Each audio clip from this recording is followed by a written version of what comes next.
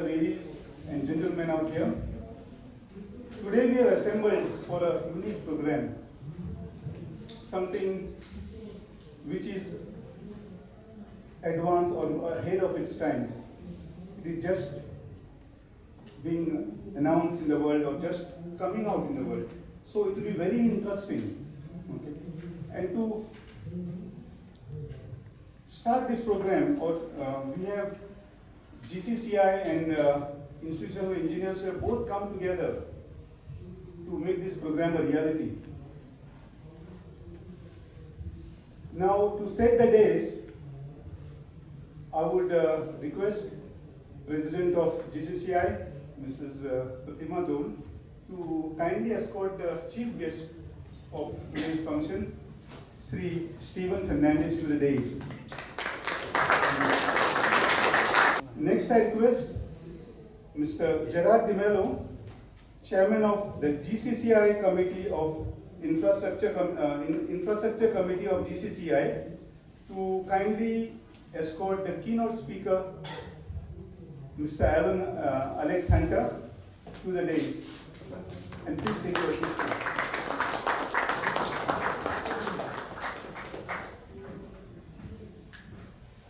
And Mr. Anwar Khan, Chairman of IEI, Goa State Center.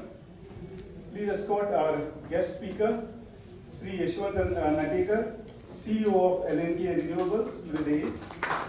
And please take your seat.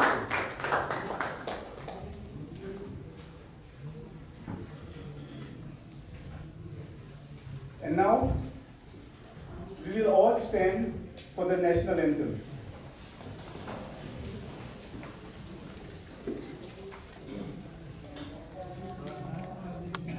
जय हे भारत भाग्य विधाता, पंजाब सिंध गुजरात मराठा द्राविड़ उत्कल बंगा, विंध्य हिमाचल यमुना गंगा उच्चल जलधि तरंगा, तव शुभ नामे जागे, तब शुभ आशीष मांगे, गाहे तब जय गाथा, जन गण मंगल दायक जय हे भारत भाग्य विधाता, जय हे जय हे जय हे जय जय जय जय हे.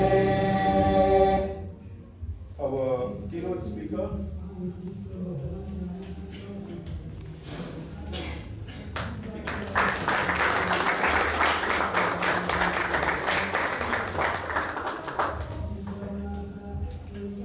and one more to the guest speaker.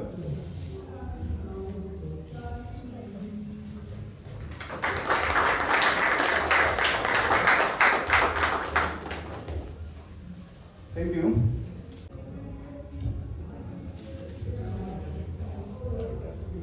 Chief guest of today, Engineer Stephen Fernandez, Chief Electrical Engineer, President of Goa Chamber of Commerce and Industry, Srimati Pratima Dole, Mr. Alex Hunter, CEO, founder of Sherwood Power UK. Today's keynote speaker. Our guest speaker for today, Yashwant Natekar, CEO of Renewable Energy, GNK Renewable Energy Private Limited. Engineer Gerard De Mello, my co-organizer. Engineer Agnello Gomes,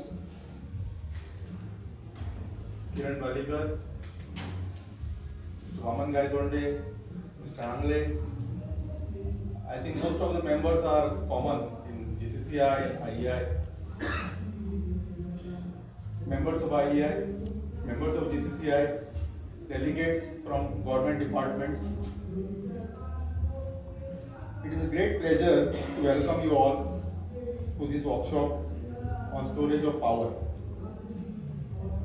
On behalf of Institution of Engineers, IEI, and Goa Chamber of Commerce and Industry, it is an honor to see such a distinguished gathering of engineers, industry leaders, academicians, innovators,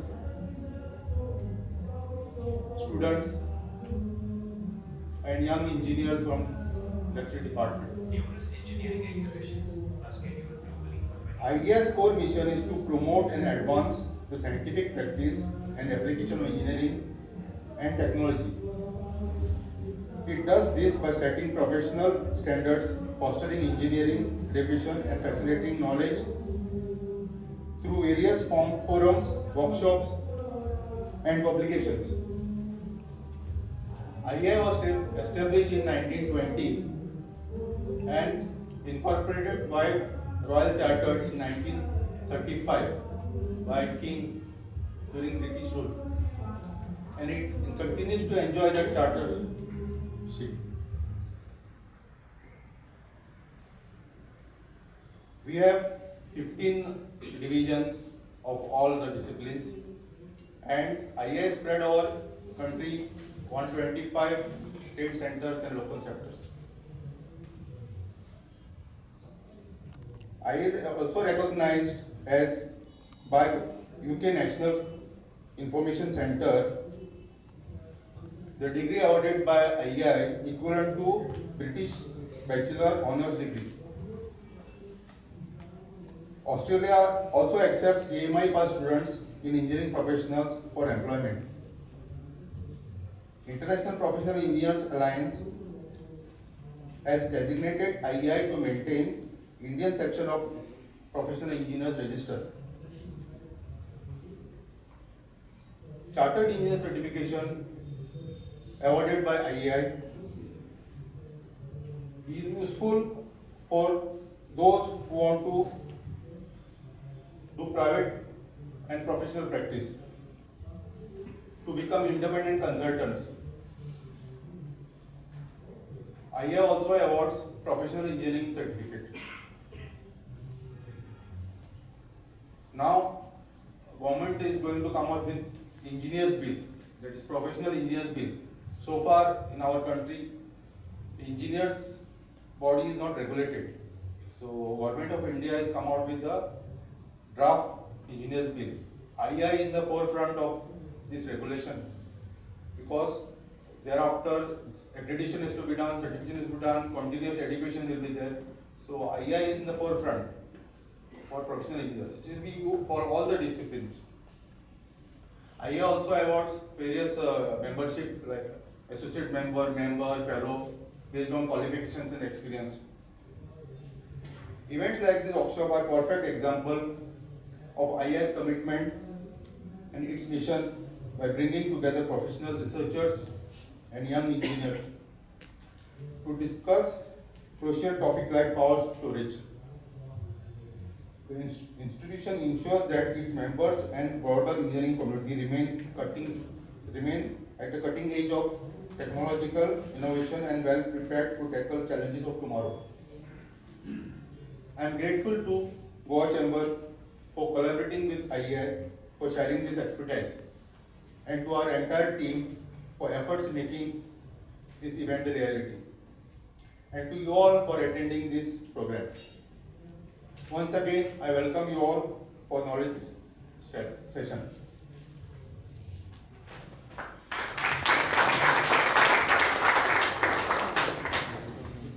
Thank you, Engineer Anwar.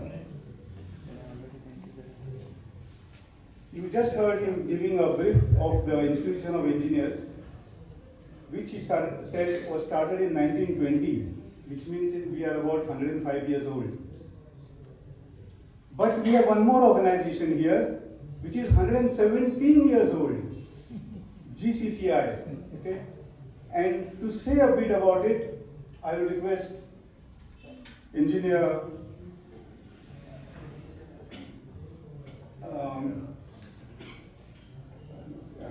Gerard DeMello to give us a brief or opening remarks on the GCCI. Mr. DeMello, the stage is yours.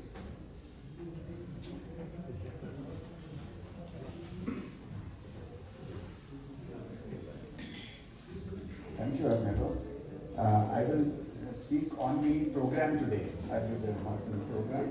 I will speak later on the So good afternoon to one and all. Chief guest of today, Mr. Stephen Fernandez, Chief Electrical Engineer, Government of Goa. Mrs. Pratima Don, President GCCI. Keynote speaker, Mr. Alex Hunter, CEO and founder of Sherwood Power UK. Guest speaker, Mr. Yashwant Nagekar, CEO of J&K Renewable Energy. Mr. Anwar Khan, Chairman IEI Goa State Centre and co-organizer. Mr. Agnello Gomes, past Secretary of IEI. Distinguished guests in the audience, delegates from Goa Electricity Department, GEDA, GSIDC and other organizations, members of GCCI and IEI, ladies and gentlemen. Let me start with a simple question. If your business bank only lets you withdraw your own money when the bank decides that you need it, would you keep your account there?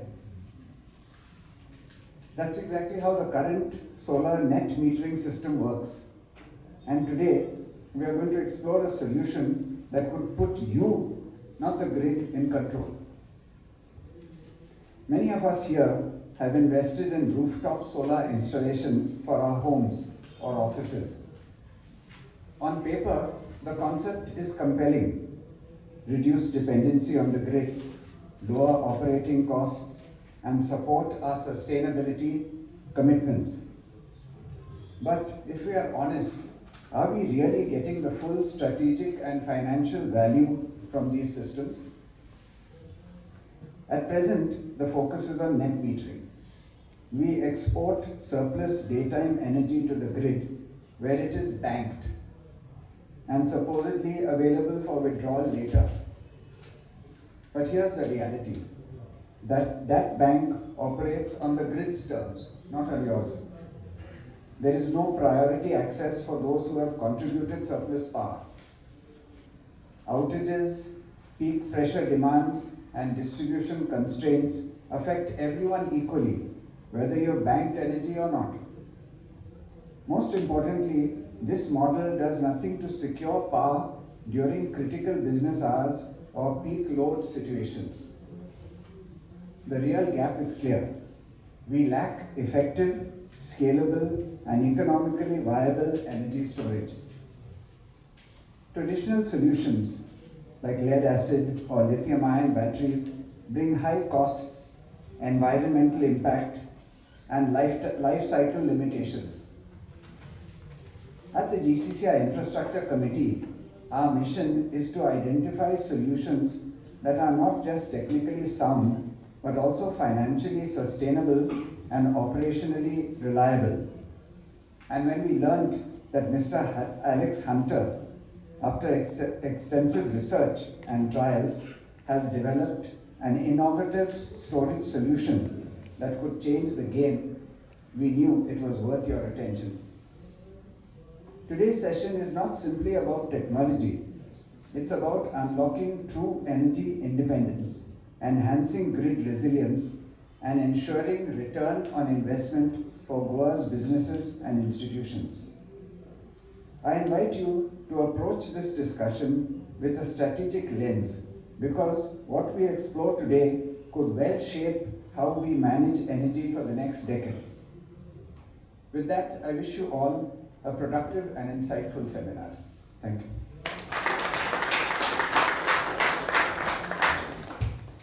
Thank you, Mr. Gerard. And now, as I said, we have an institution which is 117 years old, and to lead it, for the first time in 117 years, we have a lady. Okay? So, it is worth listening to this woman.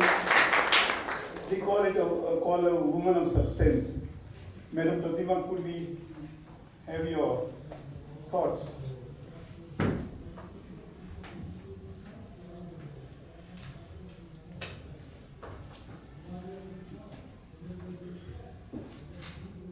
A very good afternoon to all of you.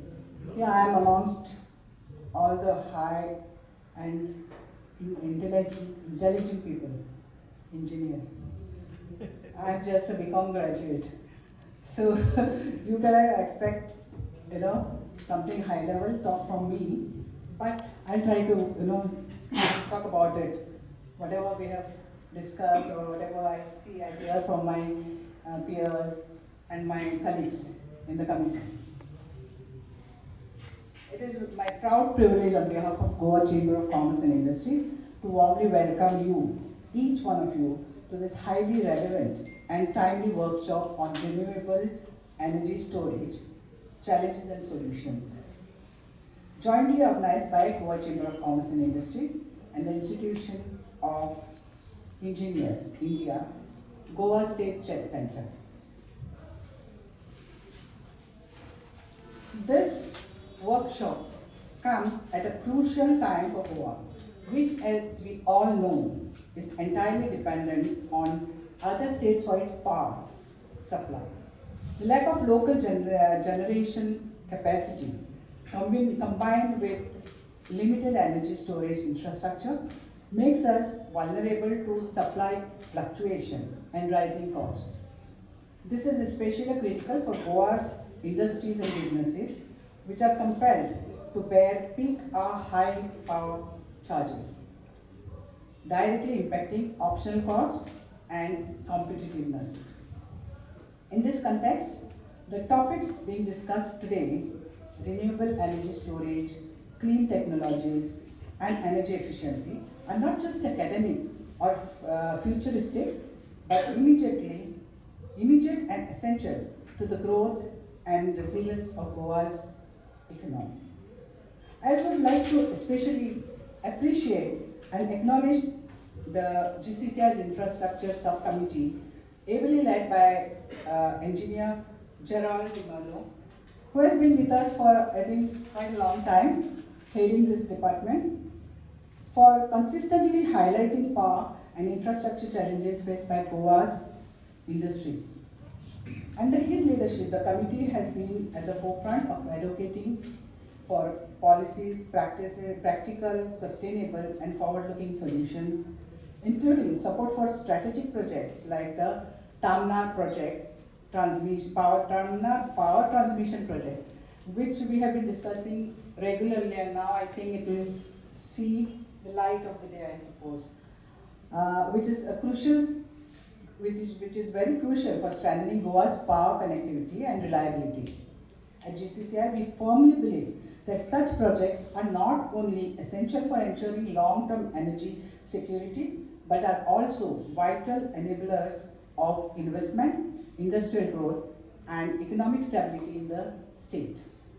We are also extremely fortunate today to get opportunity to hear from Mr. Alex Hunter, who brings to us a revolutionary approach to clean energy storage using compressed air, a technology that holds great promise for reducing energy costs, improving grid stability, and promoting a greener planet.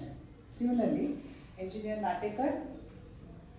Natekar's insights in clean technologies will be invaluable for professionals and businesses looking to adopt environmentally sustainable practices. I'm confident that learnings and interactions from today's workshop will help shape the future discourse of Goa's energy roadmap and equip stakeholders with actionable knowledge and ideas. Once again, I extend a warm welcome to all our participants today, members of the engineering fraternity, industry representatives, and distinguished guests. May today's deliberation lead us towards a more sustainable, energy secure, and economically vibrant Goa. Thank you and God bless you.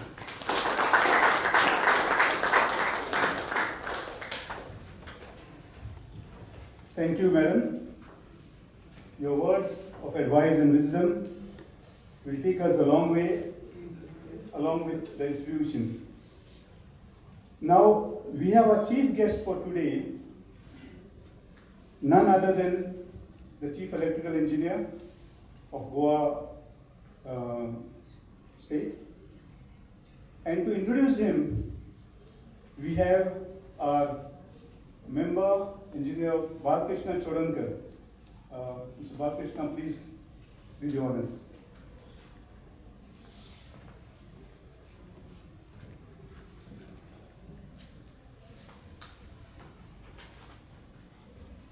Good evening, everybody. It's my honor to introduce the chief guest for today's function, a very dynamic personality in Goa, Mr. Stephen Fernandez. Mr. Stephen Fernandez holds a degree in electrical engineering from Goa College of Engineering from 2002 batch, and an MBA from Goa Institute of Management. With a robust career in electrical engineering and management, he is also a certified energy manager and auditor. Mr. Fernandez began his career at Reliance Infrastructure Limited as a graduate engineer trainee and advanced to general manager by 2017. His tenure included overseeing critical roles in project management, operations, and business development, notably enhancing power reliability in Goa. Since joining the Goa Electricity Department in 2017, Stephen has transformed key projects such as the EHV, Extra High Voltage Ponda substation, and established a state-of-the-art load dispatch center. Promoted to superintending engineer in 2020, he initiated significant developments, including Goa's first 33 kV GIS substation. As Chief Electrical Engineer and Director of DNRE since 2022, he focuses on sustainable, innovative energy solutions. On August 15, 2024, he was honored with a Medal of Commendation by Government of Goa for excellence in public governance and services. In fact, I have cut short his resume just to save time. There are a lot of things which I could have told. So, thank you so much. Yeah.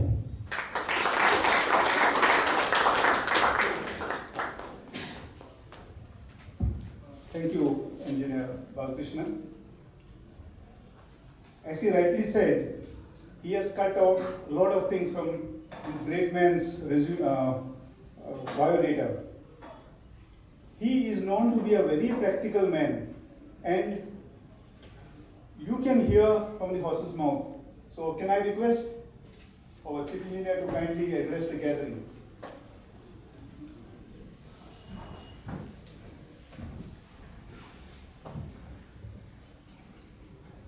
Respected Madam President of GCCI, Goa Chamber of Commerce and Industry, Madam Pratima Loh, Chairman, Institution of Engineers, Goa State Center, Sri Anwar, my other colleagues, distinguished guests sitting on the dais, my colleagues sitting here, domain experts, keynote speaker, industry experts, members of Institution of Engineers, members of GCCI, and all the attendees present over here. A very good afternoon to you all. It's a truly an honor and privilege for me standing here with the opportunity to hear on today's important event, Renewable Energy Storage Challenges and Solutions. It reminds, let me begin with the words of Albert Einstein, who once said, the goal of education is to train the mind to think, not to obey. And with this, it reminds me the purpose of education is not to be produce followers, but thinkers. We as engineers, with the knowledge and education, should have curiosity. We should not just spark curiosity, we should spark curiosity, not just conformity. My dear friends, I want to thank GCCI and Institute of Engineers for the commendable job they are doing. You know, today the globe and the planet needs this kind of events. And I have seen how GCCI and Institute of Engineers are creating awareness, disseminate the knowledge among the youth and the society, And today's topic is a need of an hour. Energy storage is not a luxury anymore. It is a necessity. And I will explain you why I want to say this. Energy storage is a game changer. Today, education is not just education what we are doing by traditional classroom where we are sitting in the classroom. Today's event is also an education where all thinkers, where all minds has gathered, where ideas will be shared and solutions will be explored. I remember and I will discuss how our Goa sector, power sector, and our country and our globe, the history. If you see from 1970 till today, how the power sector has changed. It is very dynamic. The complexities of power sectors are increasing manifold. You know, if you see 20, 30, 40 years back, if you say, we never wanted uninterrupted power. We were okay, even if the power is for 20, 22 hours. When we started in 1970, where Mr. Lutkar, Duraraj is not there, sir, they will tell, that time just having power for 10 to 12 hours was a big miracle. And people were fine, comfortable with that. But today, nobody can stay without power even 5 minutes, especially in the city. The moment power goes, even my engineers do not come to know, but I receive 4 to 5 calls. So people cannot stay even few minutes. The globe is becoming hotter and hotter. And the power today, if you see, a consumer has become a prosumer. He consumes the power, he produces the power. The flow of power is by both the directions. So the safety aspects, the technology, the digitalization is all increasing. We have a lot of challenges. If you see 15 years back, you know, we had, our country was a power deficit country. Then all the grids, all the 5 grids were synchronized. Then our country became a surplus country. But then, till today, the challenge what we have is peak power. And if you see, in 2008 to 2012, the power in the exchange was costing almost 15 to 20 rupees per unit. And after all the 5 grids of our country got synchronized, the power came down. But again, you know, during the peak hours, the power demand started rising. And there was, you know, the supply and demand gap was increasing.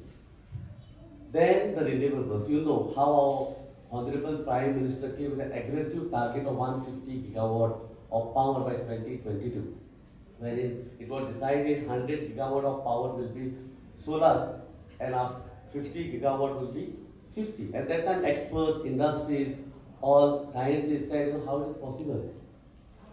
How to, you know, have the grid stability? What are the different challenges we are going to face? And it's impossible at that time. But we easily achieved this target of 150 gigawatt. Our Honorable Prime Minister did not wait with that target. He went to the next conference of parties and he has declared that India will go for 500 gigawatt by 2030. And in a mass scale, we all started, you know, producing solar power, wind power. And we all thought, now we will not require the thermal power plants. But then we have seen few years back, 3 to 4 years back, how difficult it was. The solar shines as per the nature. We do not have a control. The winds blow the way the nature wants, not the way we want, not as per the need. And we have seen how the intermittent nature of this solar and wind started affecting us. Today, people, you know, 10 years or 15 years back, people have signed certain agreements at 17 rupees on solar. 5 years back, the solar rate came to 2 rupees 60 to 3 rupees. People started generating a lot of solar power. Today, if you see, during 11 to 12, we have a peak of power generation. Abundant power is available in the country. The wind blows and wind power is also available, but it is again intermittent. So we started having a big challenge, how after 6 o'clock, how after the crowd with the cloud, how the solar generation varies. And between 6 o'clock till 11 o'clock, and in Goa especially from 6 to 2 o'clock, we had a demand of almost 150 to 200 megawatt higher than the normal hours. So how to bridge this gap between supply and demand during the peak hour? It was a big challenge. There, in the last 3 to 4 years, we have seen how battery energy storage system has come into picture. And why I said battery energy storage system is a game changer, because you may talk about solar, you may talk about wind, you may talk about a lot of other renewable energy. But today, only energy storage can come to our rescue.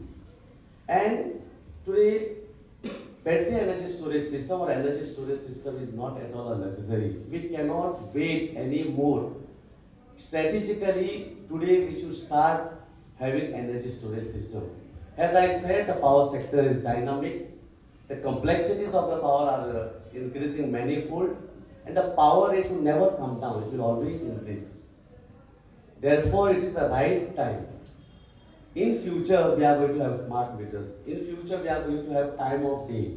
So therefore, environmentally, to protect the environment, to protect the planet, at the same time, economics. If you want to have a low-cost power, I think today we all need to invest on energy storage system. And energy storage system is not just, we are talking of maybe just a lithium ion. Today, lithium iron phosphate is there. There are a lot of, people 3 years back were talking about just 2 hours storage. Today, the experts, the industries, the vendors are coming with 4 to 6 hours. I was talking with Ashwin, who will be the speaker for today's event. He came with another technology, Japanese technology, sodium sulfur, where we are going to give a duration of 8 hours. Environmentally and fire hazard wise also is very, very low. Safety wise also, there is a lot of safer than the lithium ions. So this is how the technology is changing. Innovation is coming into. Today I met Alex Hunter in the morning, and I was, surprised to see how even 8 hours, he is talking now 12 hours to 14 hours and even 20 hours, depending on our requirement. Nice technology where in the compressed air, we will help us for energy storage. So today's event is a very important event. We all should be keen in listening, and therefore I said education is very, very important. Today, this event is also like an education. I said this with another aspect. You all are the industry experts. You all know, and I always try to make a point. Madam was talking about the Goa Tamil line. After having various discussions, GCCI also helped in creating awareness among the society, among the elected representatives. But still today it is sad that people just want to be followers. They don't want to ask questions. Even here if you say 90% will be the followers. We need to ask questions, what it is, and how it can benefit us. Now in the assembly also, if you know, certain people have spoken, the Goa Tamil line is not required. My dear friends, industry expert, I want to tell, it is a grid. Grid is complex. Goa is dependent on other states. We cannot talk in isolation. One of the MLA in the assembly was saying, you do not require Goa. And I was shocked. After having a lot of discussion, I was telling everybody, today's Goa can only source 870 megawatt of power from the outside through our interstate line. My capacity of a line may be 1,500 megawatt. And there were people nicely giving the figures, how our lines, we have 6 lines, and we were adding just voltages and was telling 2,000 megawatt is the capacity of the mine. Dear friends, please create this awareness. It doesn't depend on the capacity of the lines. It depends on 2 to 3 factors. The voltage limit, the stability limit, and the thermal limit. Even the line might have 1,500 megawatt, it cannot draw 1,000 megawatt. 1,500 megawatt, please understand it. And therefore, this energy storage is important. During our peak, our power is going 870 into 890 megawatt during summer season. And we, as per the grid authorities, to protect the grid authorities has put a cap to safeguard the national grid, and that is 870 megawatt. And therefore, we require this line. Try to understand or ask question, spark curiosity with your education, what we have, through the discussion, through the minds, the thinkers, the experts who are here, ask them what is important, because sometimes we just follow, we do not know, and we just make some statements. We need to prepare for the future. And if we have to prepare for the future, we all were talking about the environment.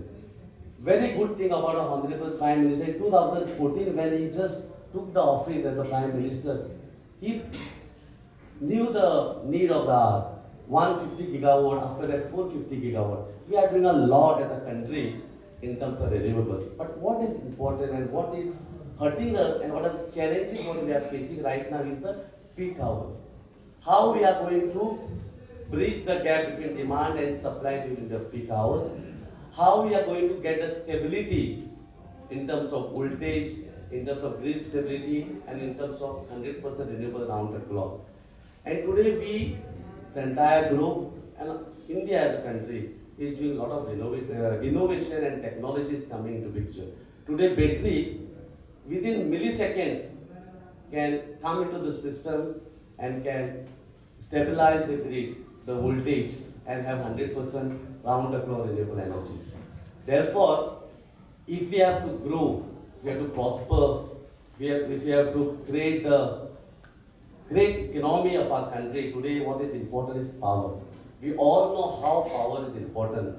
And as a Goa, we all should know the various technologies which are coming. Because we are not generating our own power. We are all dependent on the power which is coming from the National Thermal Power Corporation, NTPC, 80 to 85%. Rest of the power also is coming from the other states. And we are dependent on the interstate line. Today, with the existing infrastructure, I cannot draw more than 870 megawatt. Understand? Goa Tamil Nadu line, as Madam said, it has come only in Goa. 8 years it took only to come in Goa, and another, I am sure 3 years it is going to take. A project of 18 months is taking 10 years. Just imagine. What are we talking? What will be the state of our future generations? If a project is taking 10 years, which is very important, you as industries know the importance of power. Forget about the industry, the public health, commercial small establishment, and as an individual or a household, today without power it is impossible to live or to stay. Just try to cut off the power for 10 minutes and then we will realize what is the importance of power. Now when power is required, we should also know how it affects the environment. And then it comes energy storage system. So this technology, last 6 months, I was going through a lot of technology. Mr. Ishwar Natekar has come to with 2 to 3 technologies. Today, Alex Hunter is going to talk about a compressed air, how it is going to help us to have a long duration power.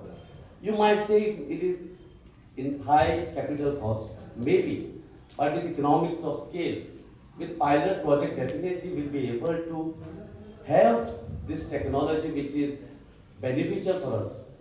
And Goa as a state, we require this kind of technology. We are environment conscious. We talk about the environment. We do not want coal. We do not want industries to come which are polluting. In that case, we all should take a step to generate power with this kind of sources, especially the energy storage system. I once again thank GCCI and Institute of Engineers for giving me opportunity to come for this event, which will address key challenges and will give solution how we can address this kind of solution what right now is hurting as a Goa state for the peak power. And we all let us come together as a state and as a country to create a sustainable development, to have a sustainable state and a country who are the leading players in terms of energy storage, which will help us, the innovation and the technology which is coming, let us absorb it Let us understand it. Let us ask questions. Only then we will be able to have a clear idea of what this technology are, how we can accept it, how we can implement it, and how we can prevent a disaster, what is going to happen, and how we can protect our planet and our beautiful country. Once again, thank you for having a patience here. Let us come together and work for a better climate and a sustainable growth and development. Thank you.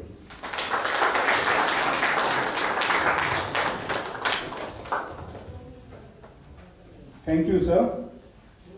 They say just before you die, your full life flashes before you. And this gentleman, our chief engineer, has given us a full flashback of the electricity scenario in Goa, right from beginning till date. Thank you, sir, for your deep understanding of the subject and explaining to us. Thank you. And now we come to our speakers. I think first we'll have a guest speaker, Mr. Ishwan. So before that, to introduce him, we'll have engineer Mr. Dipuna. Yeah, yes, please.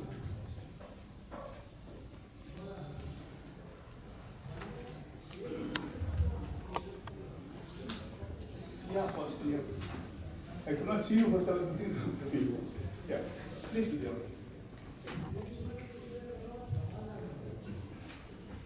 Thank you, Agnedo. My proud privilege to introduce our speaker, Yashwant Natekar. Yashwant Dala is Datta Prasad R. Natekar, CEO, J&K Renewable Energy. Currently with Mascot Group as CEO for Clean Energy Business, Green H2, Solar PV and CSP, Long Duration Energy Storage, Hydrogen Refueling Station at IOCL Faridabad for FCEV, and exporter of long duration ESS to Energy Vault, Snyder, Texas. Yashwant started his career as assistant engineer at Zuari Agrochemicals, Goa, where he worked on continuous process plant automation and safety systems, designs and software development for ammonia and urea modernization projects, and later moved to SIBA Specialty Chemicals for batch process plant electrical automation and safety systems design and software development for greenfield specialty chemical manufacturing plants in India and Singapore for the Jurong Island project. This was followed by heading projects and service operations and business development at Andres plus Hauser, encompassing EPC projects, automation and IoT solutions along with the added value services business. The most recent was with Sterling and Wilson as National Business Head for Process Control and Instrumentation Division and VP BDIEPC to diversifying into industrial EPC market focusing on oil and gas, chemicals, metals. Well, the biodata is quite long, we have shortened it out. Please welcome Yashwant Natekar. Chairperson of Goa Chamber of Commerce, Mrs. Pratika Lone, our Chairman of Institution of Engineers, Mr. Anwar Khan, on our chief guest over the Mr. my friend, Mr. Fernandez, my good friend, Mr. Alex Center. Thanks for coming to Goa, especially on a request, and my fellow engineers, colleagues, and industry experts from Goa. So we are actually living in very, very interesting and challenging times. Mr. Stephen has given a broad outline of the challenges that we as a society need to stand up and face. I am deeply honored and privileged that this function has been organized by such outstanding institutions of Goa, the Chamber of Commerce, which is in existence for the last 117 years, and my own institution. I was an honorary secretary of the Institution of Engineers Goa State Center. Mr. Raitonde was our chairman, and we were successful in making the local center into a state center during his tenure. So very, very fond memories in Goa, long working years here in Goa. So good to be back amongst my fellow Goans. Well, as Stephen has highlighted, grid is one of the most complex machinery among the various industrial machines that we have in terms of the complexity. And especially when we are operating a grid, which is a national grid connecting five grids across India, which were independent once upon a time and integrated now, the complexities are even more. Further to add to these challenges is the nature of the new source of power, which is we call collectively as renewable energy. Inherently, the nature of this power is variable, intermittency. So which means when the nature is in its best form, we have it in abundance, may it be the sunlight and the wind, because that is the primary source of our renewable energy. Of course, there are other sources, I will touch upon that in the presentation. But the heavy lifting is being done by the solar and the wind, along with the hydel, which has been traditionally there as a part of our power infrastructure. Adding to it is the pump hydro, which is a new kind of concept adding to it. This intermittency brings about a lot of challenges onto the grid, especially so when the quantum of energy from such sources cross a certain threshold. And it has been the experience in other geographies of handling such challenges, resulting in blackouts, requiring hours to restore the basic grid back into action. Before diving into this topic, I would like to emphasize on the need, why we are in this situation and what are the potential issues in terms of challenges. I leave the good part of the solutions to my friend Alex to address. So let me just discuss, and I would like to keep it a bit interactive so that I also learn at the end of the session from enormous experience from each of you. So I'm quite sure you have heard of the various climatic events which have been occurring and occurring more frequently, the latest being in Uttarakhand with the kind of cloudburst and situation like this. But it is not the only isolated incident which we see in India. We have seen a few years back in Kerala. Prior to that, we have seen in Mumbai, wherein the airport was flooded almost 4 feet by water. In spite of being next to the coast, it took a lot of time for the water to be drained off. We have seen forest fires in Canada, in US, California. We have seen glacier meltdowns, rivers drying up, water bodies which were in existence for millennia drying up. So the challenges related to climate events are now not only getting more severe, it is getting more frequent.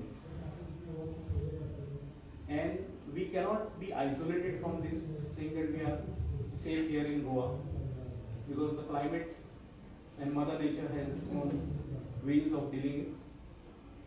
And as you can see from that graph, which indicates the number of reported natural disasters since 1980s till 2020, it is only increasing by the year. And the primary reason for this, as we all know, has been the over-dependence on fossil fuels. They have been powering our world, but choking our future. This graph, though slightly old, I have chosen it because though it is showing 2012 data, 2025, the pie chart might have varied a bit, but the new quantum of demand, like data centers, which are new age infrastructure, are bringing in new challenges to the demands on the energy mix. To address this issue, primarily we need to analyze what are the utilization of energy. Now, we all are users of energy. Primarily, if we split the use of energy, we will say it is either in the electron form, in the form of electricity, right from the electricity which is lighting the lamps to the ACs to the mobile that we all use. That is one form of energy that we use. But the major form of energy that we use is in the form of molecules.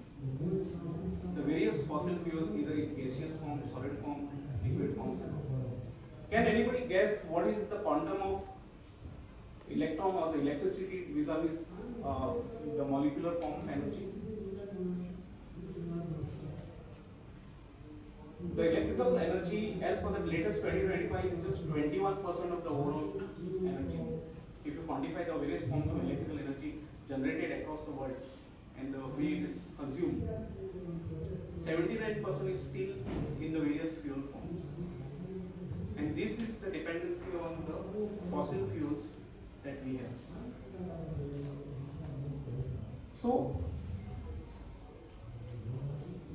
right from the first industrial revolution, which started the energy transition, wherein we started moving from wood to coal, from coal to crude, electricity, natural gas, and now in this era, the fourth energy revolution as we call it today, in the era of renewables.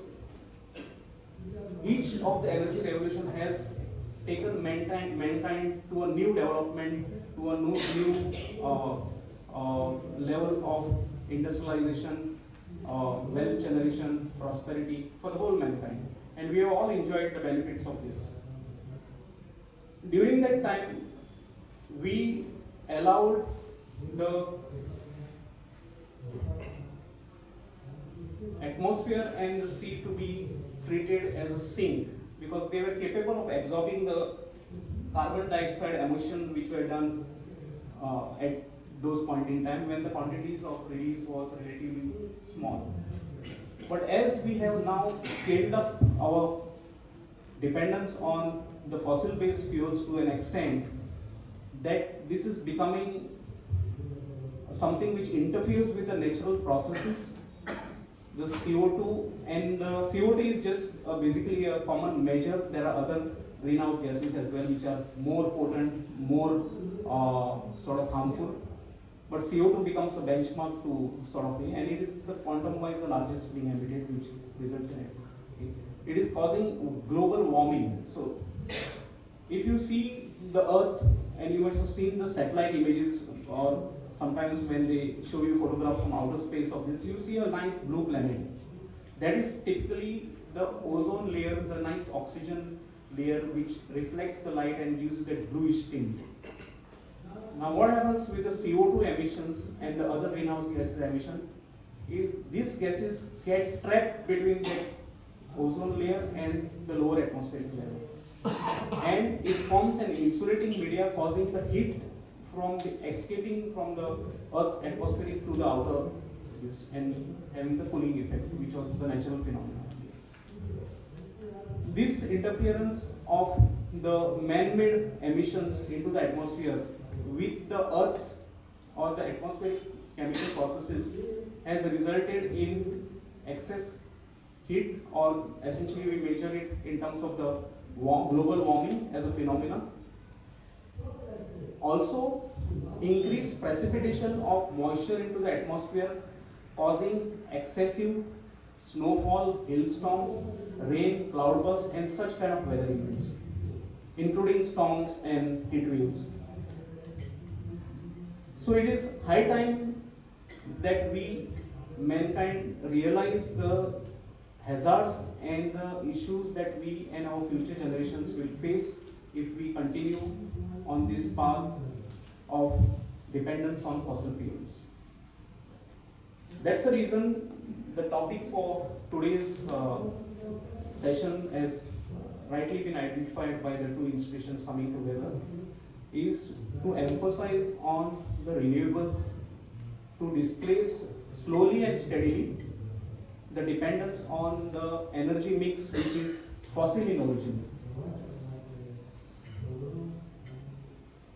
I am sure many of you all must have heard of solar cookers 20 years back or maybe more than that. That was our first introduction to the solar energy being used for our daily lives. In villages and all, it was very popular.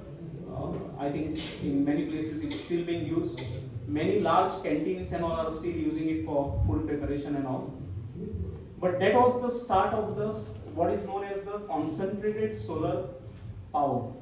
So harnessing the heat energy from the solar irradiance for the purpose of generating heat to steam, and steam can be used for various purposes, including power generation.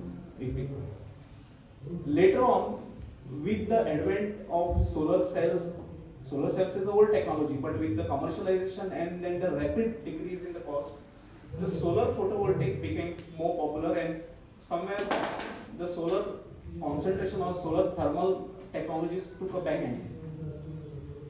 But the renewable energy demand all sorts of small and big quantum of renewable energy to be brought back into the various aspects of our personal lives as well as the professional industrial applications, so that we bit by bit take the step in harnessing these things and reducing our dependence on the fossilized source of energy.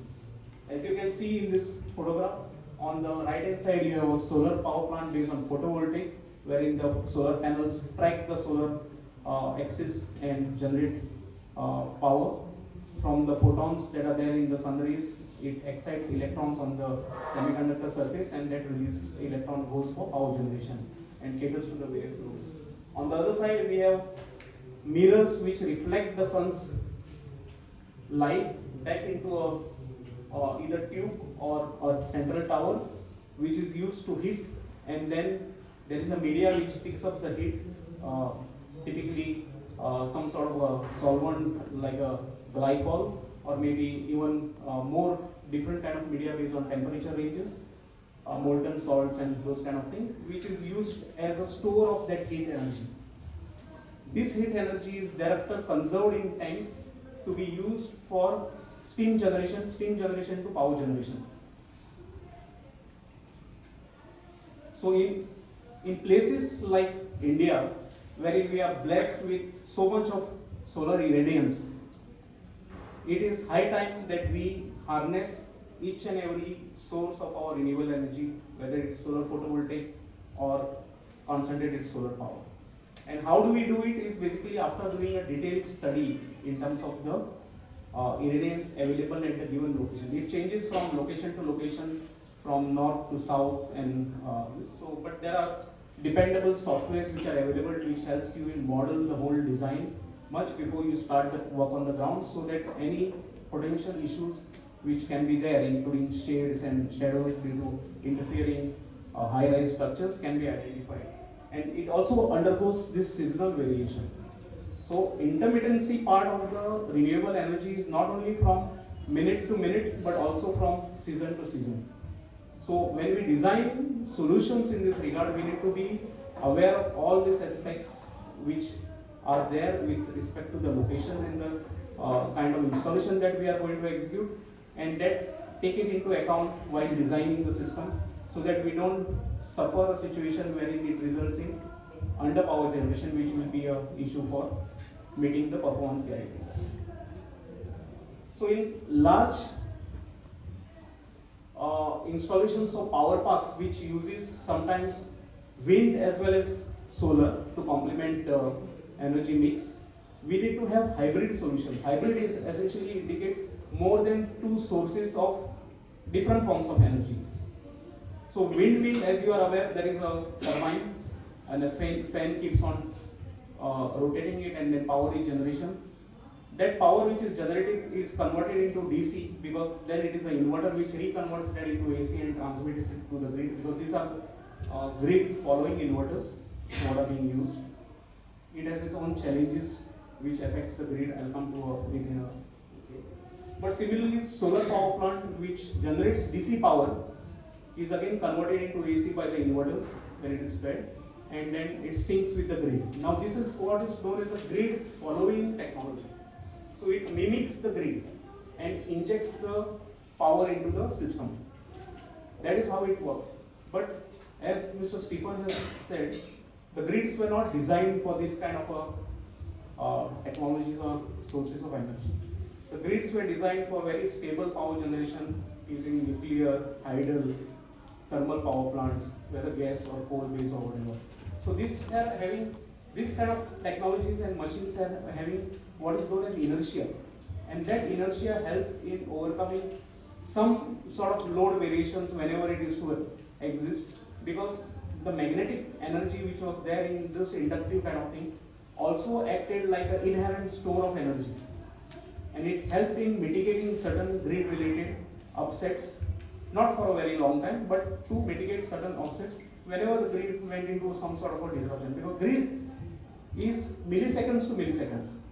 Moment I switch on a light over here, there has to be a response from some generating source somewhere to serve the load, and the duration in between has to be mitigated by some sort of a inertia which is built into the mechanism of the older turbines or the generating equipment that we had. But the inverters of this kind, what we now have for the solar or the wind, doesn't offer this kind of a inertia. Sometimes they add to the problems of the grid. Like if the grid is already having problem, then it sort of pushes the grid even into more challenging situation. And this has been the experience in Spain and other parts of the world, wherein the quantum of renewable energy on the grid had been more than 40%. And then you need advanced techniques and technologies, including the settings of the relays which are there to protect the grid has to be altered, taking into anticipation the behavior of these sources in different seasonal conditions. And that brings in more complexities for grid operators.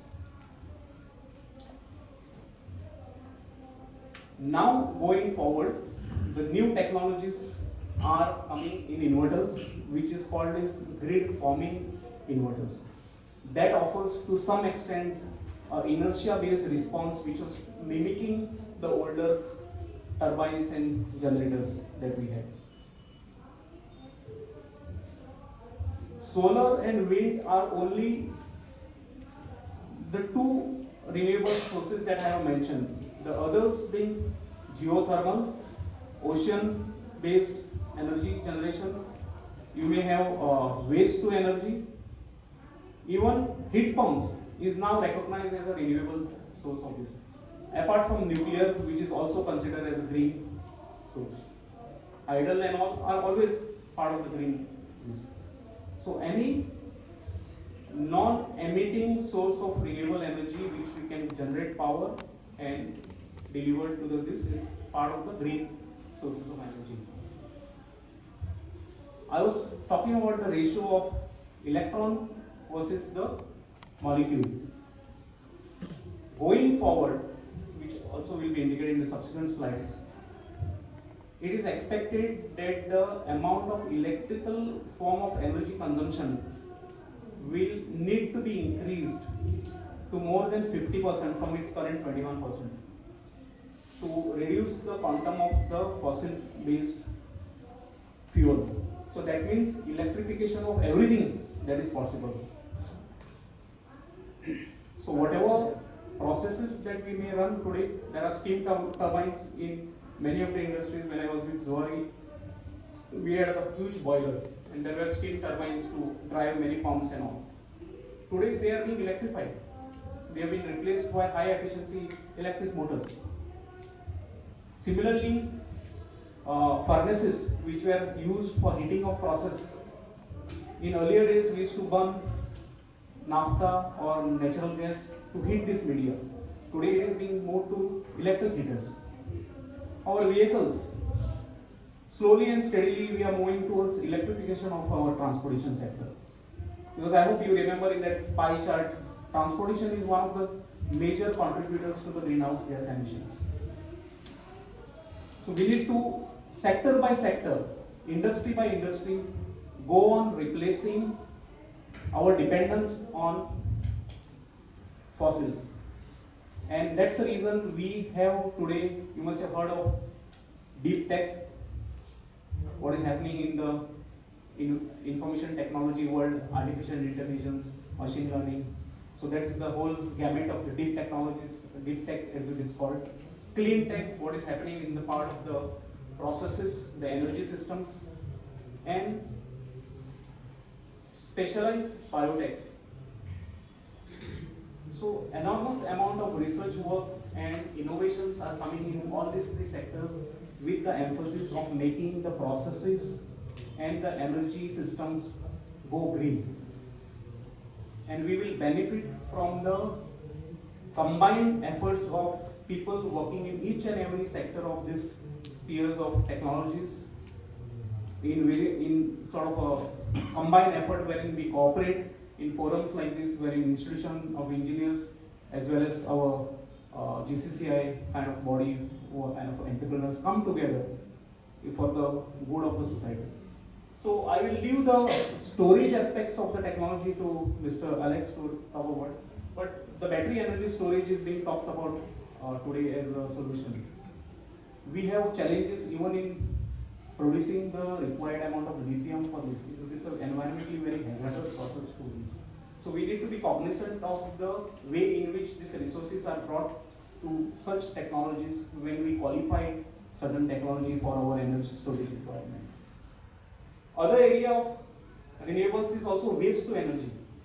Today each city is like a own ecosystem which not only consumes but also generates so much of waste. This waste is in organic and inorganic form.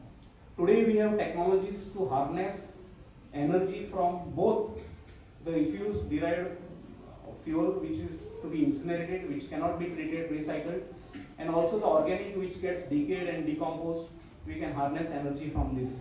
So bioprocesses are available for those kind of organic processes wherein we can thereafter purify this biogas to almost natural gas standard.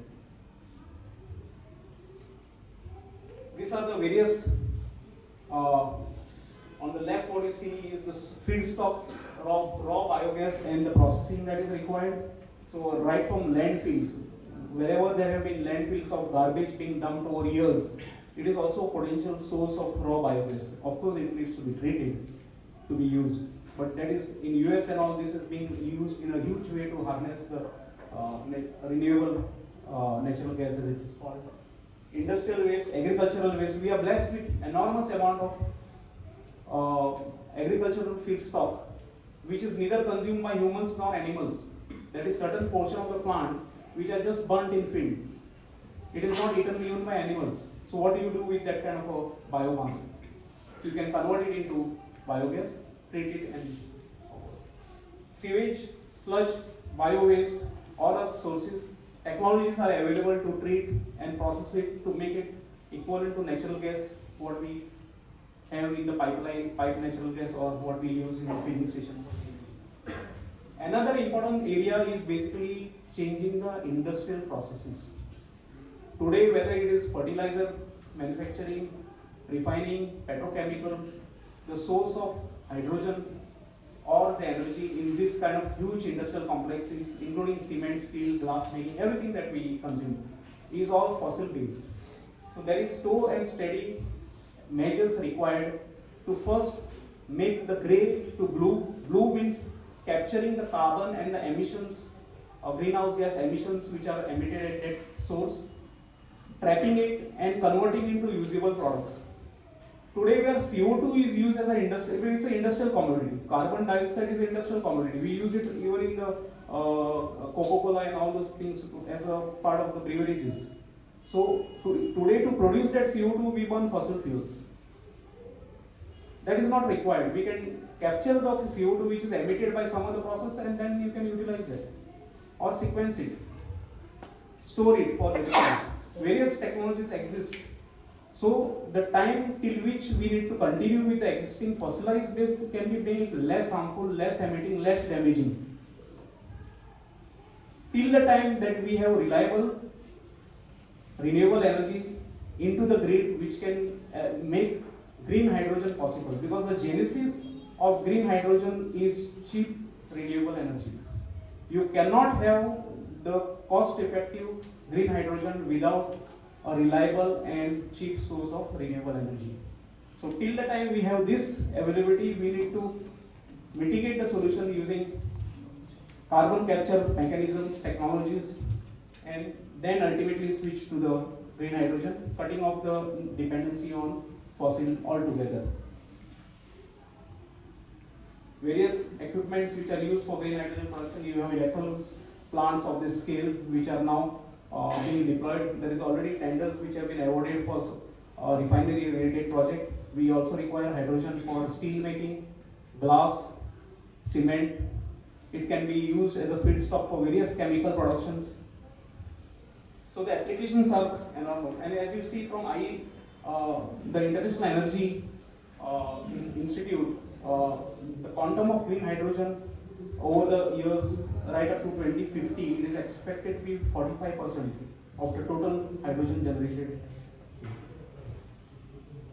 India can be a net energy exporter. We have always been energy importer so far. Thanks to the renewable energy sources that we are blessed with, if we can really harness it, we can produce green hydrogen. Green hydrogen can produce green ammonia, green methanol, and the various other commodity chemicals which we can export out of India. And there is a need for many countries to source these things because their geographical location do not permit them to harness the renewable energy to that extent. So this is what is known as the power to X. Power to X means converting renewable energy to whatever is the intended use.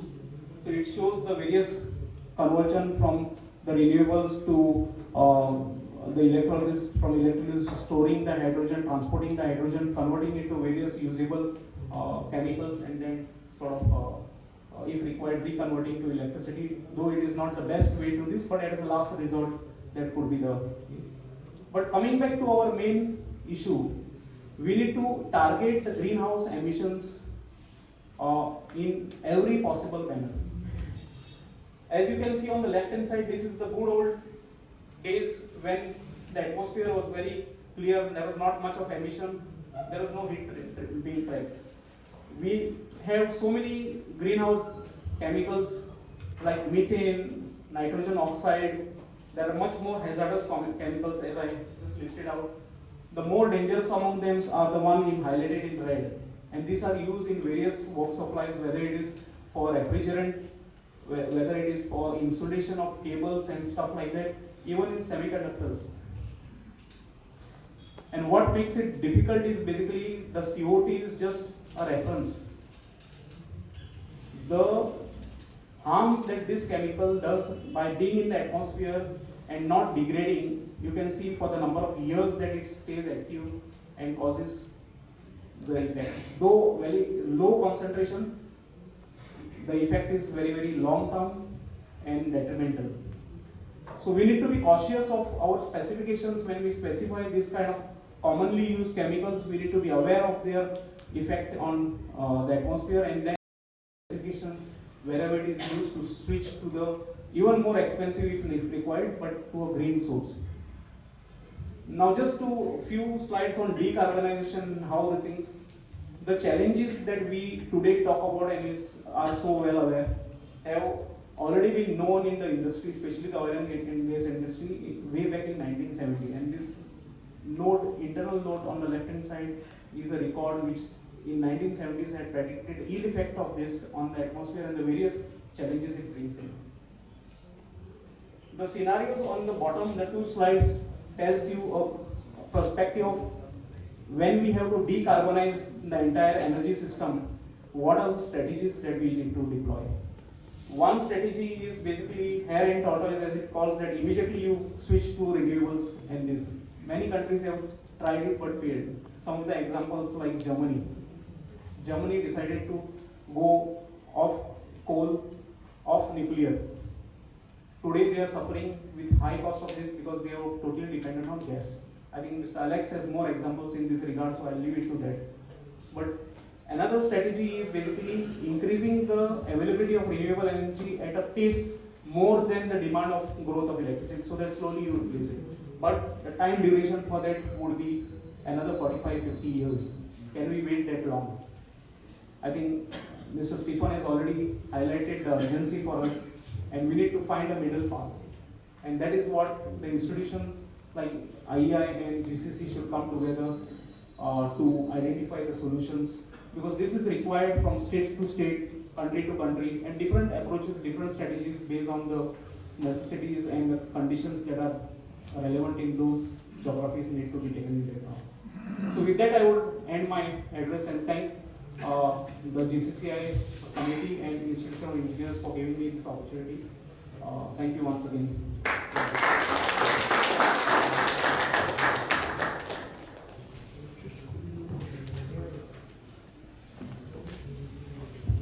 Thank you, Yashwant. And now I know you are all waiting to hear from Alex Hunter, but I got a small request.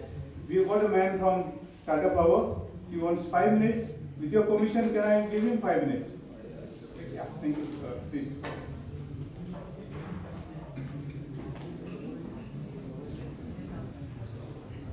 Yeah, good evening everyone, and thank you GCCI for giving us this opportunity.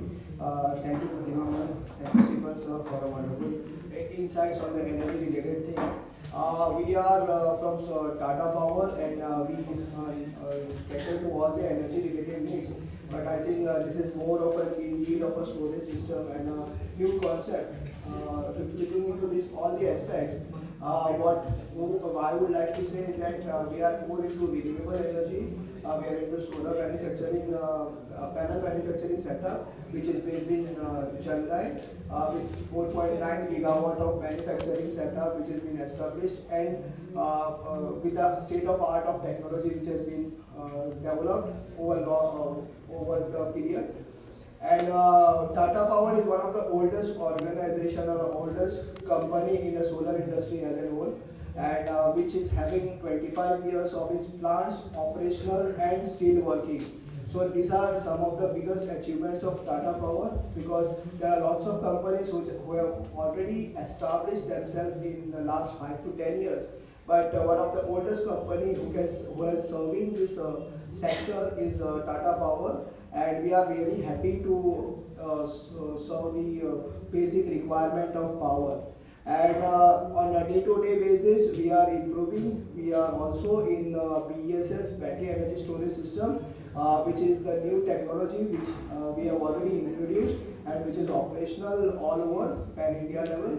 And this also, in short duration, BESS will be operational and manufactured in India, right from the manufacturing of cells to the final container type of a system. Now this will be, again, the new concept which we have introduced is that, as Stephen sir had highlighted, that the key pain area for the electricity department or the state is that power from evening 6 to 11. So now we are coming up with a new technology wherein it will be more of a hybrid type of a system with a lithium-ion battery, which you can integrate with your existing system and with a new system, and that can actually reduce the load of grid power, grid dependency, and it can completely get you on standalone as a standalone type of a system, which indeed will reduce the dependency on grid. So with this thing, I think I would like to end my speech, because we have stalwarts talking on the new technology, and I would be more interested in listening to that. Thank you very much.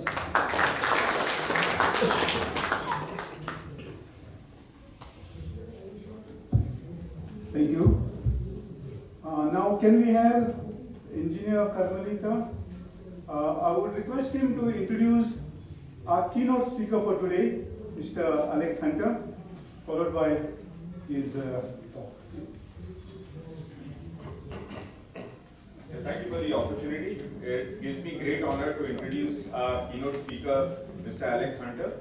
I'm just going to keep it brief to yield time to the keynote speaker. So, Alex Hunter is the CEO and founder of Sherwood Power, based out of the UK.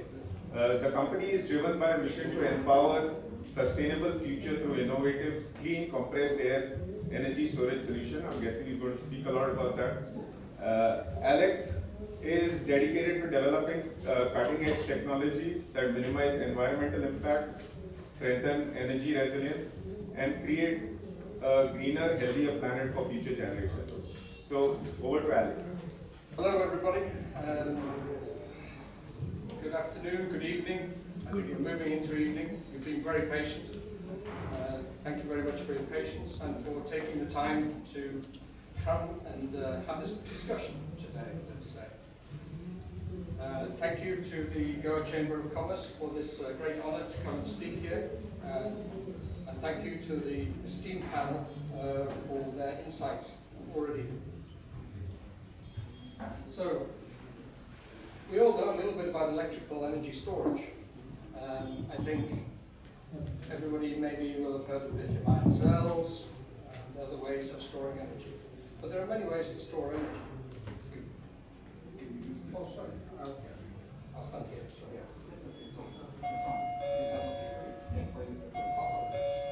Maybe better. Okay. Sorry. So there are many types of energy storage. I think we're all aware of lithium-ion. But I want to ask you a question. Because you don't just want to hear from me today, I want to hear from you. There is probably, I don't know, maybe 1,000 years of industrial experience here in this room. It'd be silly if I just told you what I know, because I've only been around for a little while. So, how many people here drive an internal combustion engine car or scooter? I do. I see it. Yeah, internal combustion. Okay. So, what I want to talk to you about first is just what is different between that system and the electricity system. The electricity system is unique. It is the only thing that requires supply to equal demand second by second. So when we go to switch that light on, somewhere in the system, the electricity has to be made and transmitted to that point for that light to come on. Now, I'm an engineer of some 30 years experience in the marketplace, and I do not know any other system which is like this. It's completely unique. But let's just go back to the fuel situation. Fuel situation for cars. How do you get the fuel into your car? You go to the petrol station. Sorry, you go to the petrol station. And there, what is under your feet? What is under your feet is energy storage. 30,000 litres sometimes of energy storage. And how long do you spend in the petrol station to fill your car? Seconds. And you've transferred enough energy into your car to let it drive for 500 kilometres. How many petrol stations are there in India? I have no idea. I wish I'd looked this up or asked maybe Google beforehand. But I'm guessing we're talking about tens and tens of thousands of petrol stations. Within those petrol stations, how many petrol pumps are there? Maybe 100,000, 200,000. What I'm trying to tell you is that hydrocarbon energy storage is still so strong because it's very energy dense. And we do not run pipelines from the refinery to every house so you can fill up your car at your house. That would be ludicrous. It would cost a fortune. And yet with electricity, we're trying to do this. So what I'm here today to tell you about is not about centralized generation, but about decentralized energy storage. I have no problem with centralized generation. It's a great thing. It's enabled all sorts of things to happen.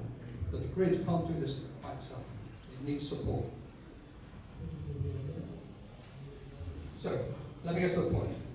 Electrical energy storage using compressed air and heat. Say what? Compressed air and heat? Why? How? I'll tell you in a minute. We do that in power terms, and this is very important. Power terms between 1 and 100 megawatt hours. Megawatts, sorry, power. Then we do it for 2 to 12 hours plus. So with power and duration, you have energy. Lithium-ion generally is dealing with power. Usually the batteries are designed for 1 or 2 hours. Some have gone out to 4 hours, but it gets more and more difficult to make the economics work the longer you go in duration. So we're doing that for India's industrial and commercial clients and commercial property developers. Now bear with me here, please. Indulge me for a second. I'll go quickly on this. I come from a rich history of over 110 years of clean tech innovation. I'm not that old, of course, but before me was my grandfather. My grandfather was born in Aberdeen, Scotland. He was a mining engineer. He was also heavily involved in the coal industry in northeast England. And at one point had over 5,500 people underground in his employment and the employment of the collieries which he was dealing with. But the important thing about Sherwood Hunter, hence Sherwood Power, is that Sherwood Hunter was an innovator. He started his life in a very humble way. He ended up bringing into England a German washing machine. He was based in Manchester in the middle of the textile industry. There's a part of the sheep's pelt which they don't want. It's called shoddy wool. Shoddy wool is from the backside of the sheep. It's usually messy. So he was paid to take the shoddy wool away. He was an innovator. He said, I'll wash this in my washing machine. He recarded the wool and sold it back to the very mill that had paid him to take it away. That's innovation. So then, of course, the textile industry in the UK came east. And there was no longer a need for making lots of wool and washing it. So he said, okay, what can I do? As an entrepreneur, he said, okay, what can I do with my washing machine? So he then moves to the northeast of England. And then he starts coal washing. He was one of the pioneers of coal washing with patents in this area.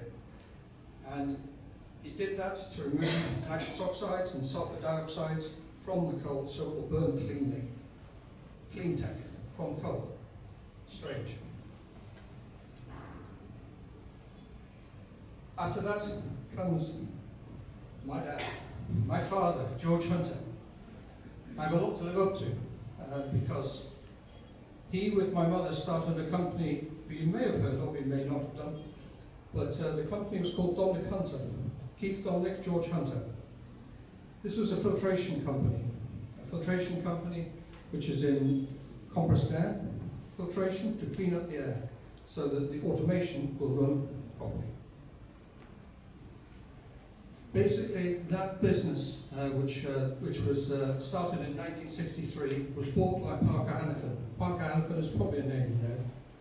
I don't know, who knows Parker Hannifin in the room? I do. Okay, so after he came out of Dominic Hunter, he went to Japan to talk to CKD, or he was invited to Japan to talk to CKD and SMC. These are both automation giants in the Far East. And they wanted to know what was the best way to come into the European market. And so he did the marketing strategy for them. And they came into Europe, followed it, and did very well. And then IEI Norgren, a massive US company, came to see him and said, okay, can you do something for our filter regulator, lubricant units, which is the point of use filtration just before things go into machines. So there's a bit of a theme here. So he was very interested in what happens at the point of use, the point of consumption. Can we clean that up? Yes, we can. And so that was founded SI Global. Finally, thank you for indulging me. This fella here, believe it or not, that is me. I had more hair then. I was born in northeast England as well. I was qualified at Central St Martin's School in London. I got a BA Honours in Industrial Design Engineering. I can tell you that the next 3 years of my life was much more interesting and much more educational, because I went into the business with my father. He invited me to come, and for 3 years I was educated, I would say, by giant engineers who were far more intelligent than I ever was. And I realized just how little I knew. And every day I feel like I'm always exploring and understanding something new. So that's for me is the best thing. I've started and done. Switch that off. Hello. Hello. Hello. Okay, start this side. Okay. Hello. Right. I've started 3 companies in my career since I left PSI. I've never left PSI because it's still a family business. So I still have an interest in PSI and still work with them. But the first company I started after leaving PSI in 2002 was a telemetry company. The telemetry company was working with the Greco. And what we could do, telemetry, is remote monitoring of diesel power generator sets.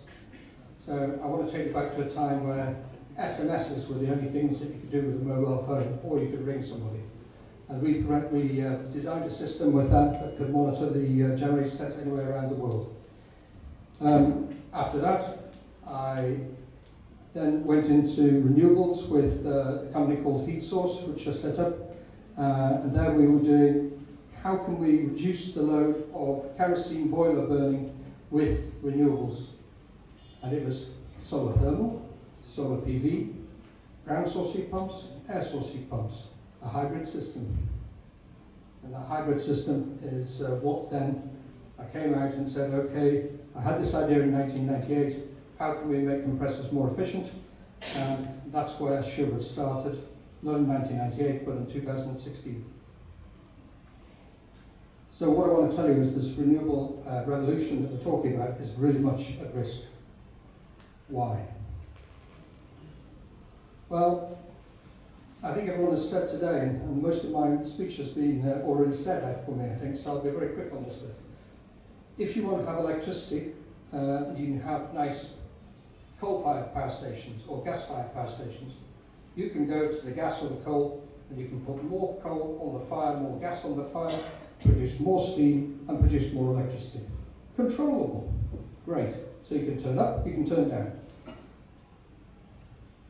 Now, imagine replacing that with a significant chunk of uncontrollable generation.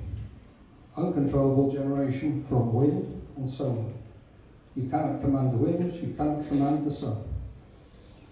So then this balance, second by second, goes out of balance. Like a seesaw in the playground. You have 10 children on one side, 10 children on the other side. All the time it has to balance. If one child jumps off, then one child has to jump off the other side. And suddenly, if there's a big demand and 10 children jump back on the other side, then you've got to find 10 children very quickly to jump on the other side. This is the dynamic thing that's going on in the grid. Balancing costs worldwide have increased.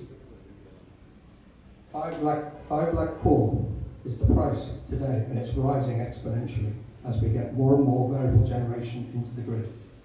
Second problem, if you want to do all of this through the grid, it's going to take a minimum of 15 years. And in the next 5 years, just the next 5 years, it will cost worldwide 305 lakh core. Now, nobody has this money, unless we want to bankrupt ourselves. So we better find a better way of doing things, quick. The time scale is too long. So the last copper nail in the coffin, the last slide, the last image there, that is in Ohio, that mine. It was a Rio Tinto mine. It had a landslide. It caused a 20% increase in the copper price worldwide. So there isn't enough copper in the world being produced today to actually put more cables around the world. And if we want to do that, we better get on with it, because it takes about 20 to 30 years to open a new copper mine. And we need 250% more. So I think what we're saying is energy storage is essential. Everyone has said it. Mr. Stevens said it. So what do? We look at the black line there, that's a supply and demand line on this graph. The yellow line, you can think of that as solar energy. Anything above the black line is excess. What do you do with it? We will take it, thank you very much. And we take it and we put it into our free air bank. That's what we call our device. It's a bank. We bank some electrons. Excellent. And then we keep a hold of them. And then later on, 12 hours later on, it can be, we give them back when there is no sun. It's night time. So we're time shifting electricity. To do this, you need lots of storage. But there's nothing like enough storage in the marketplace at the moment. In India alone, you need 108 gigawatts by 2032 gigawatt hours. But look at the other figure. This is estimated by your own experts, and we need 10 times that. 108.40 gigawatt hours by 2047. Now that is a big, big number. And if we're going to make that number, again, we better start installing energy storage today. Because the world won't wait. My lovely father said something to me one time. He said, Alex, nature will always balance. We just might not like the consequences.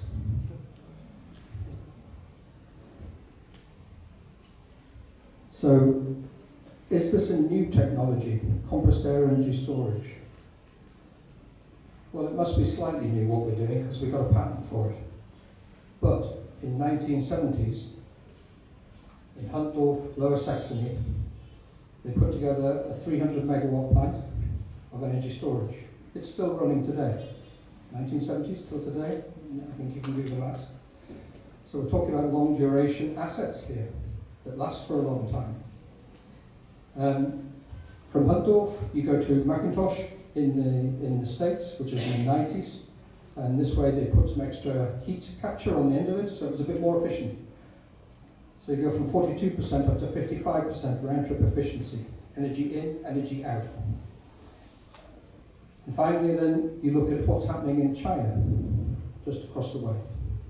Now I know there's tensions between India and China, but China is going full on with compressed air energy storage. Last May, they connected 2.8 gigawatt hours worth of compressed air energy storage in one plant alone to their grid. And they have plans for another 4,000 megawatt hours, or 4 gigawatt hours, already in the pipeline. So, what do? We take abundant renewable energy. We use it to drive very, very efficient electric motors, not your standard electric motors. These are permanent magnet, oil-cooled electric motors, which are 10% more efficient than the existing art. They drive compressors. The compressors suck in the air we breathe. When you squash air, I think you all know the equation, P1T1 over V1 equals P2V2 over T2. So if you're going to change the volume, the other two factors, pressure and temperature, have to go up.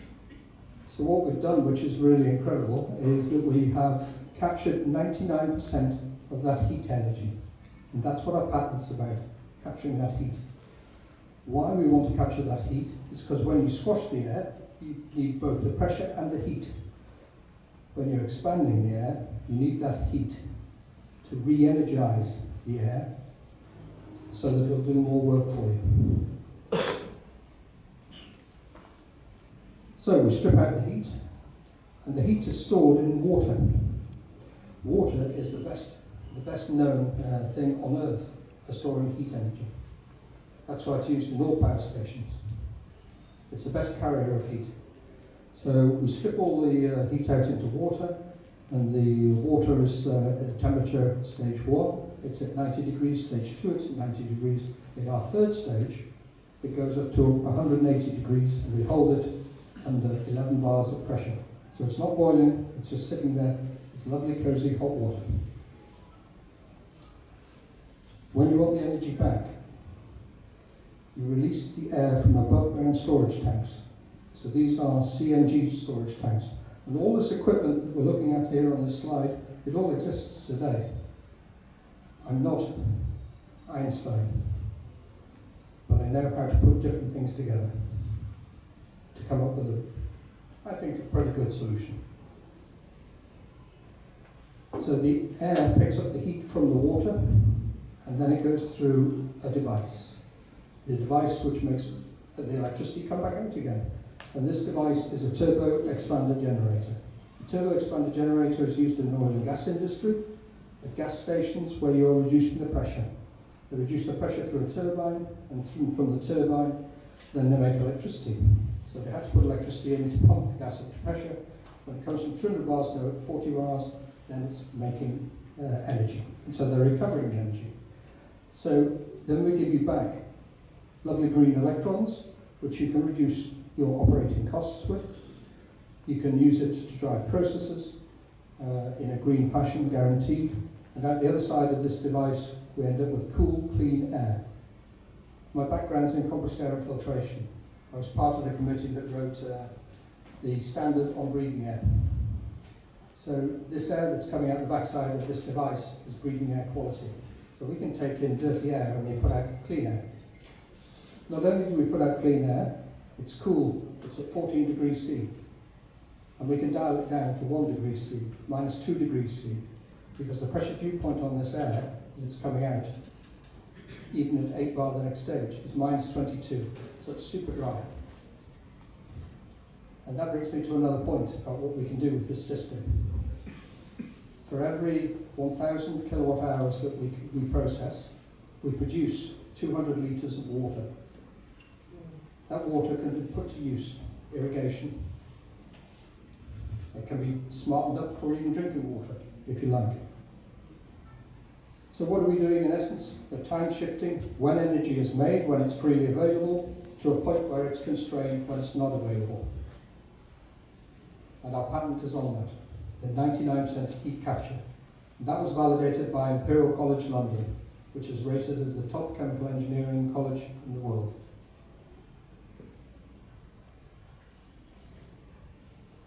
So already there are, of course, other solutions in the marketplace, other storage solutions.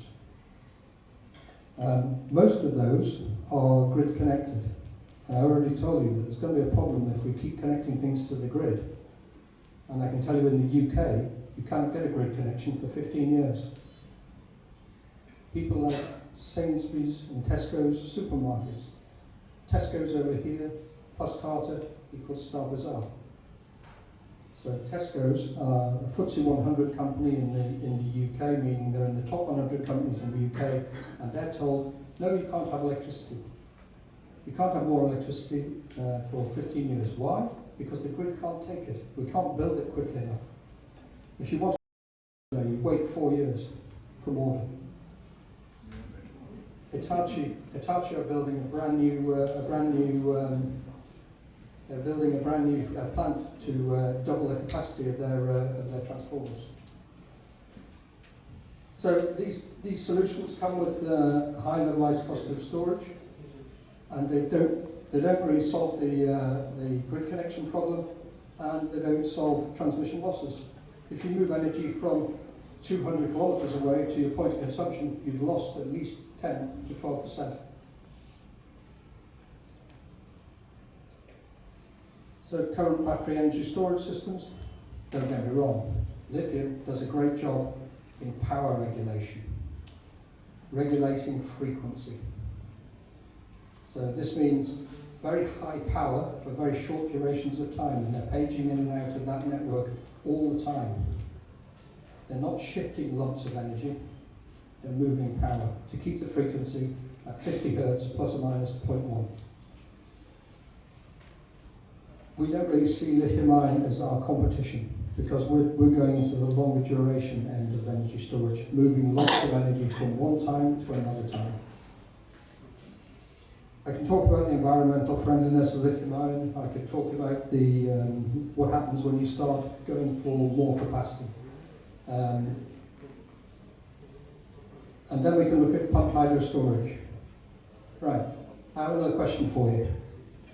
If we look at all the energy storage in the world, what percentage is made up by lithium-ion batteries? Anybody want to have a guess? I can tell you it's less than 10%. Any takers for 5%? Anybody think it's less than 5%?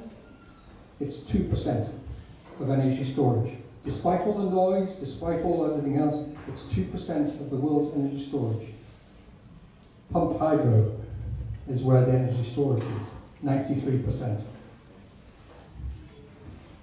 And then you've got to look at about pumped hydro. It's geographically limited. You've got to have mountains, you've got to have a gradient. Do you normally have the industry in the mountains? No. So again, it's far away from the actual consumption point. And if it's far away from the consumption point, you're again needing to run wires. So if anybody's heard of the Chinese Three Gorges project, yeah, massive dam, huge dam, flooded valleys and flooded villages that have been there for thousands of years. But they've still got to run the cables, so it costs them a fortune to run the cables to the coast. And very long build-out times for hydroelectric. So we need solutions which are immediate and today. And current compressed air energy storage systems which exist have a low efficiency because they lose a lot of the heat in that process. And if you don't reintegrate the heat, then you don't get a good round-trip efficiency. Just a quick word about prices of things. In the y-axis there, you have US cents per kilowatt hour, and on the x-axis you have hours of duration. Okay, this is coming from Pacific Northwest Laboratory, National Laboratory in the States, a very renowned research institute, and hydrogen is still very high cost. Flow batteries are very good until you get to about 10 hours, and the price goes north. The other thing about flow batteries is they use vanadium. Vanadium is used in stainless steel. As soon as you see an increase in the stainless steel demand, the price of vanadium batteries double. And it happened in 22. And then you move on to pumped hydro storage, the blue line, the best that we've got at the moment, and it's given a decent price, and it's reliable. We know it, we understand it. Then you go for the compressed air energy storage, which is existing, and that's dropping down below the blue line, and then the orange line is us.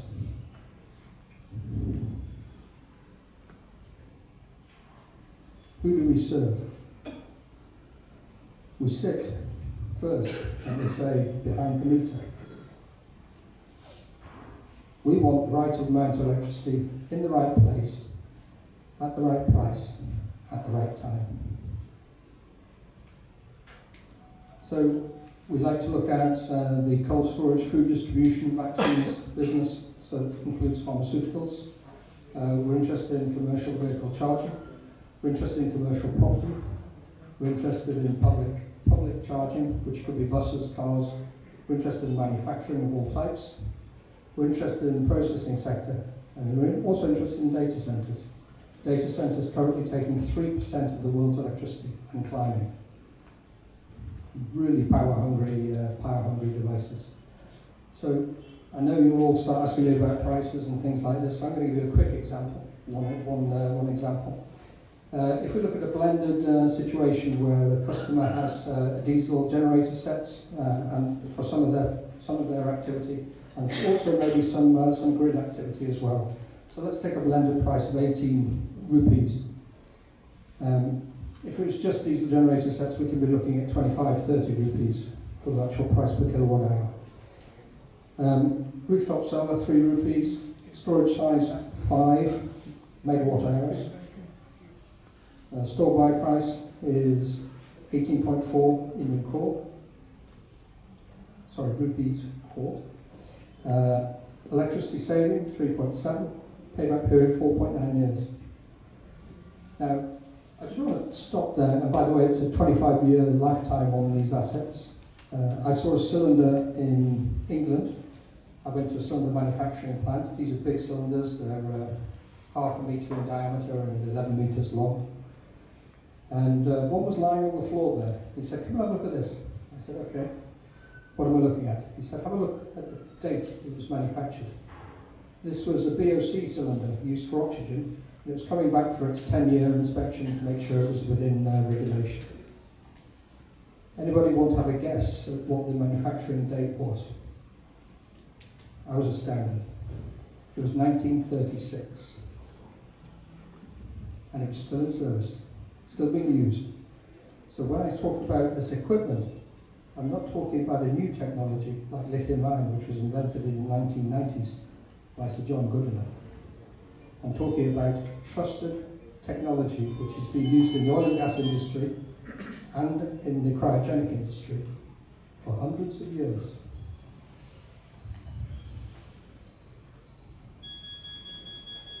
So how do we compare to some other technologies? If we look at efficiency, competitive price, lifespan, flexible on location, flexible sizing, emissions, quick deployment, and disposal, here is our view of what the marketplace is standing like. We've had sodium iron phosphate batteries there, sodium sulfur batteries are in the marketplace as well, but the jury's out still about how long they're going to last for. They haven't been tested in the marketplace yet. All our equipment is available in the marketplace. The first two stages of our system are screw compressors. The ones we're using are water-cooled, water-sealed screw compressors, and they'll be used for the last 30 years in the pharmaceutical sector and in the clean, dry air, oil-free sector.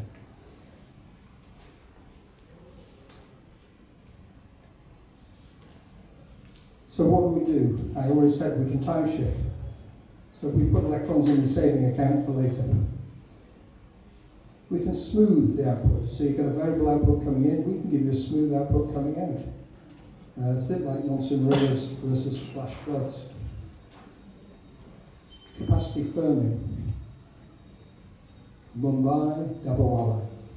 I had to ask my dear friend, yes friend, okay, just make sure this is a good analogy. He said, yeah, it is, it's a good analogy. He said, because these guys are amazing. They have amazing ability to deliver, they have amazing ability to take everybody's lunchbox and get them the right meal in the right place at the right time. Ooh. Extremely high accuracy. Yeah, 6 Sigma, I think, in terms of the accuracy. And it is amazing. But notice there, the right meal, at the right place, at the right time, at the right price. That's what electricity is all about. So here's the other thing. We can defer grid upgrades. So in a situation where maybe you haven't got the capacity to increase the capacity of the grid in a particular point, by putting storage there, you can say, okay, we can do that later. So therefore you de-stress the grid. You take pressure off the grid. It can't be in all places, all times for everybody. Not if you want to double or treble the amount of electricity consumed. That's going to take time to build an asset. So we need a solution coming from the outside in, as well as a solution going from the inside out. They'll meet in the middle, or maybe they'll meet 3/4 of the way. But you must have multiple strategies, hybrid strategies. So we think that this is an example, by the way, of what it can look like. It's high efficiency, it's competitive on price, it's got existing suppliers worldwide. I can go to any continent and pick up screw compressors. I can go to any continent and pick up cylinders. I can go to any continent and pick up turbo expands. So what it does, and it's already been said, we want to put the client in control of their electricity cost. We want to insulate you from what's coming down the line. In the UK, we have gone very quickly indeed for renewables. We shut, just last year, our last coal-fired station in Nottingham. And does anybody want to have an idea about what the electricity cost is to the end user in the UK, just a private end user? 30 rupees per kilowatt hour. If you go to industry, 24 rupees per kilowatt hour. Here, I think you're down at going to be roughly around about 7 to 8 rupees per kilowatt hour for industry, depending on what industry it is. It's no wonder that the UK is uncompetitive in the world. So yeah, we can celebrate. Hey, we've got green electricity, but it's far too expensive. And it's expensive because it's variable, it's expensive because it's difficult to control, and that is what is coming down the line, unless we start putting in massive amounts of kids on the other side of the seesaw. Because those kids on the other side of the seesaw need to be there, so that when demand falls, they jump off, and when the demand rises, they jump back on again to keep everything in balance, second by second. That's what storage is all about. Storage gives you that flexibility. You're going to say, okay, how big is this thing? What am I looking at? So we start with 1 megawatt, as I said, and then we go up to 100 megawatts. And in our plant container, a 40-foot plant container, we can put 1 megawatt generator, or we can put 10. Or we can put 5, depending on how much power you want. If you want 20 megawatts, we'll put 2 40-foot containers there. That's just megawatts, that's the power. Then you've got to say, okay, how big is my fuel tank? How long can I deliver this for? That's the footprint there for a 2 megawatt hour system. 1 megawatt for 2 hours. We're talking about effectively 3 containers wide and 12 meters long, so the area roughly is 88 meters squared. Very compact. Not as compact as lithium, I'll give you that. But if you start putting lithium-ion batteries down, you better make sure they're spaced out. Because when one unit catches fire, you do not want that fire spreading. There have been 188 serious instances of fire, explosion and thermal runaway of lithium-ion systems worldwide. If you want to know more, you can look it up on Wikipedia, because there's actually any particular fire has to be reported there on that database. The ship went down just in June, a container ship, brand new container ship. It's coming out of Shanghai, half loaded with 3,000 EVs, electric vehicles, half loaded with internal combustion engines. One of the EVs, thermal runaway. The crew had the latest fire extinguishing systems in place. They tried for hours to try and put this thing out and gave up. Because you can't stop a lithium-ion fire. So they might say, okay, we have fire retardancy measures in a lithium-ion cell. It doesn't exist. The only thing you can do is put them under a fluid, and please don't quote me on that because I can't remember exactly what the fluid is, but it's an exotic fluid, and you've got to take the whole container and dump it in a fluid bath.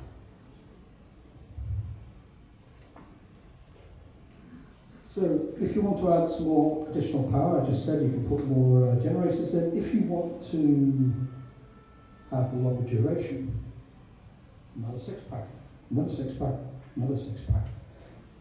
I'm not again, I can't claim the idea for this, because I told you before I did telemetry with Aggreko.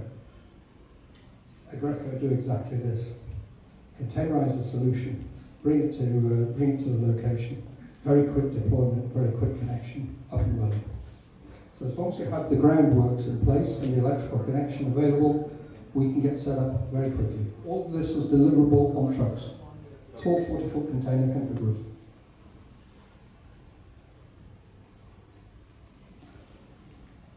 So we are getting enormous interest, and we have a number of different routes to market. Here in India, we want to set up a joint venture for route to market, and also a manufacturing base here.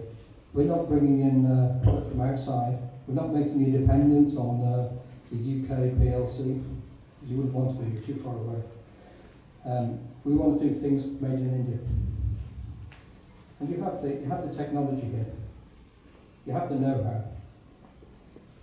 So it would be foolish to try and bring it from somewhere else and bring it to your market. You can do it here. So just to give you an idea of some of the people we're working with Tesco Star Bazaar, which is the biggest supermarket in the UK. It's twice the size of its next rival, which is Sainsbury's. And we're working with Sainsbury's as well. And this is all cold storage distribution, the food distribution market. So you've got things like electric vehicles for last mile delivery. We've got things like the trucks that go around the distribution points to refill all the mega stores and all the superstores in the UK, and international logistics. So heavy trucking is going electric in the UK, believe it or not.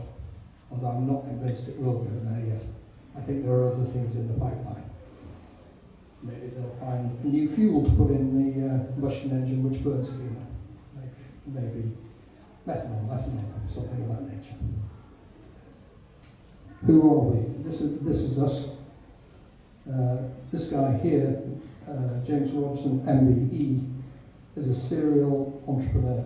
He started 2 companies himself, contracted out in the pharmaceutical business. So he's got great connections within the Northeast, and has also raised serious amounts of money himself. And he's, I would say he's a good friend of mine now. We've been working together now for 5 years. Me, I've told you enough about me, so I'm not going to tell you any more about me. Apart from that, I've filed and commercialised 11 international patents. Mainly in the filtration sector, but also in the telemetry sector. This is my brother, Daniel. He runs the family business. We cooperate very closely. He's a chartered management accountant, and he has got joint ventures in China, USA. So we as a business, a family business, we've always been in manufacturing, and we've always been in export. So 70% of Daniel's business is exported overseas. This gentleman on the end here is Dr. Ray Sachs.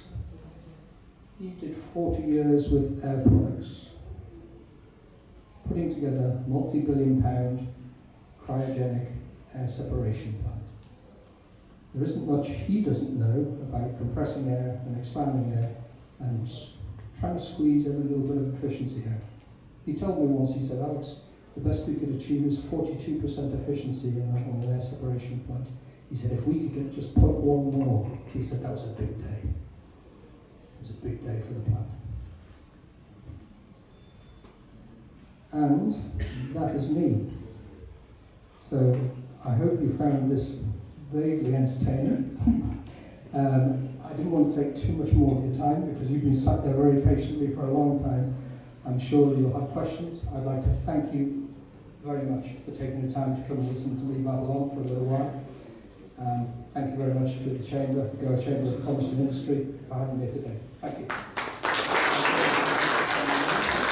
So, if anybody wants to ask, I'll pass on the mic.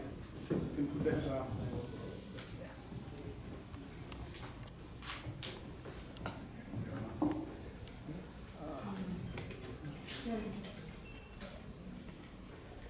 My question is to Yashwant. Yes, sir. You were mentioning about 79% of the energy coming from molecules and 21% from electrons. Right, na? Yeah. Did I get the number correctly? Right. But if you look at the electricity generation, a lot of fossil fuel are used to generate electricity. The part of this would get into electrons, or you have counted that into molecules? It is a primary source if you consider as molecules, it is molecules. Yes. But other than solar PV, and what else? Maybe the hydrogen in the ground, okay? Hydrogen in the ground is just being discovered. Yeah, okay. I mean, as theoretically it's possible. Maybe geothermal. Nuclear, geothermal, Yeah. hydro. Yeah. These are the non-molecular direct. Because you are burning fossil. The primary source is your molecule. Yeah. Then you are converting into steam and then producing power. So that's your, so when you count it on the primary source, that is the molecule that. And that is the reason they are saying if your ultimate use is electricity, why convert even hydrogen to electricity? It doesn't make sense. Because green hydrogen, as I was mentioning, the genesis is renewable energy. You are taking electricity, splitting water, converting to hydrogen. And then that hydrogen, if you are converting back into electricity, in fuel cells or whatever, yeah. you see the system overall efficiency. So what is the option there? How do we So hydrogen avoid the energy into molecules? So hydrogen is required for those sectors where there is no other choice but hydrogen. Everywhere where you have choice, go for electrical. Direct electrical conversion to work or heat or this. That is the best way. And that's the way in which the policy makers, the technologies, investors, everybody is moving in that direction. So again, you did mention that the bulk of the burden is carried by solar in your, I mean, that is the main source. Renewables, the heavy lifting currently, what is being done is by solar and wind. If you see the total. But how can you avoid molecules getting converted into electrons? My question is trying to. So you are cutting into the need to put more thermal power plants. Now, for example, to give you example of Europe, I think Alex can confirm it. UK has totally stopped coal-based thermal power plants, but they have moved to gas-based. They are phasing out the thermal power plant based on the availability of renewable energy from wind and also solar. So that is the way in which but gas also is molecule. You only have little lower emissions than coal. But still substantial compared to the green or nuclear. They just went about it to reduce the quantum of because their target for carbon neutrality is much ahead of us. So they had to look at the various options available with them in order to achieve those targets. So gas was the immediate option. It is not a long-term option. It is still carbon emitting, less harmful than the other options. That is the only thing. Countries like Denmark, I think Alex can confirm. Countries like Denmark have got much higher quantum of renewable energy on their grid. I cannot confirm the exact number, maybe Alex. So also Norway, almost 90-95%. Yeah. Including natural gas which is being transmitted in their gas grid, like GAIL, what we have over here, the national gas grid. 65% of that comes as a renewable natural gas, which means the source is biogas, purified for higher methane content, injected into the national gas grid.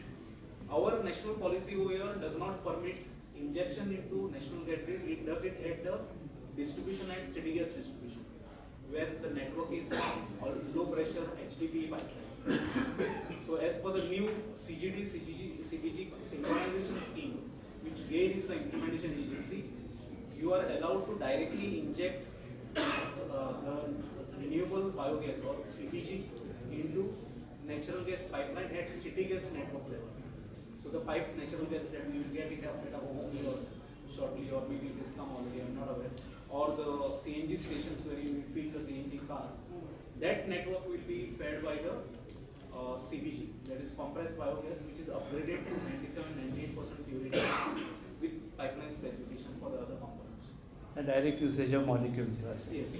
So that you are substituting from natural renewable source. So these are basically the carbon which is captured through the atmosphere by the plants.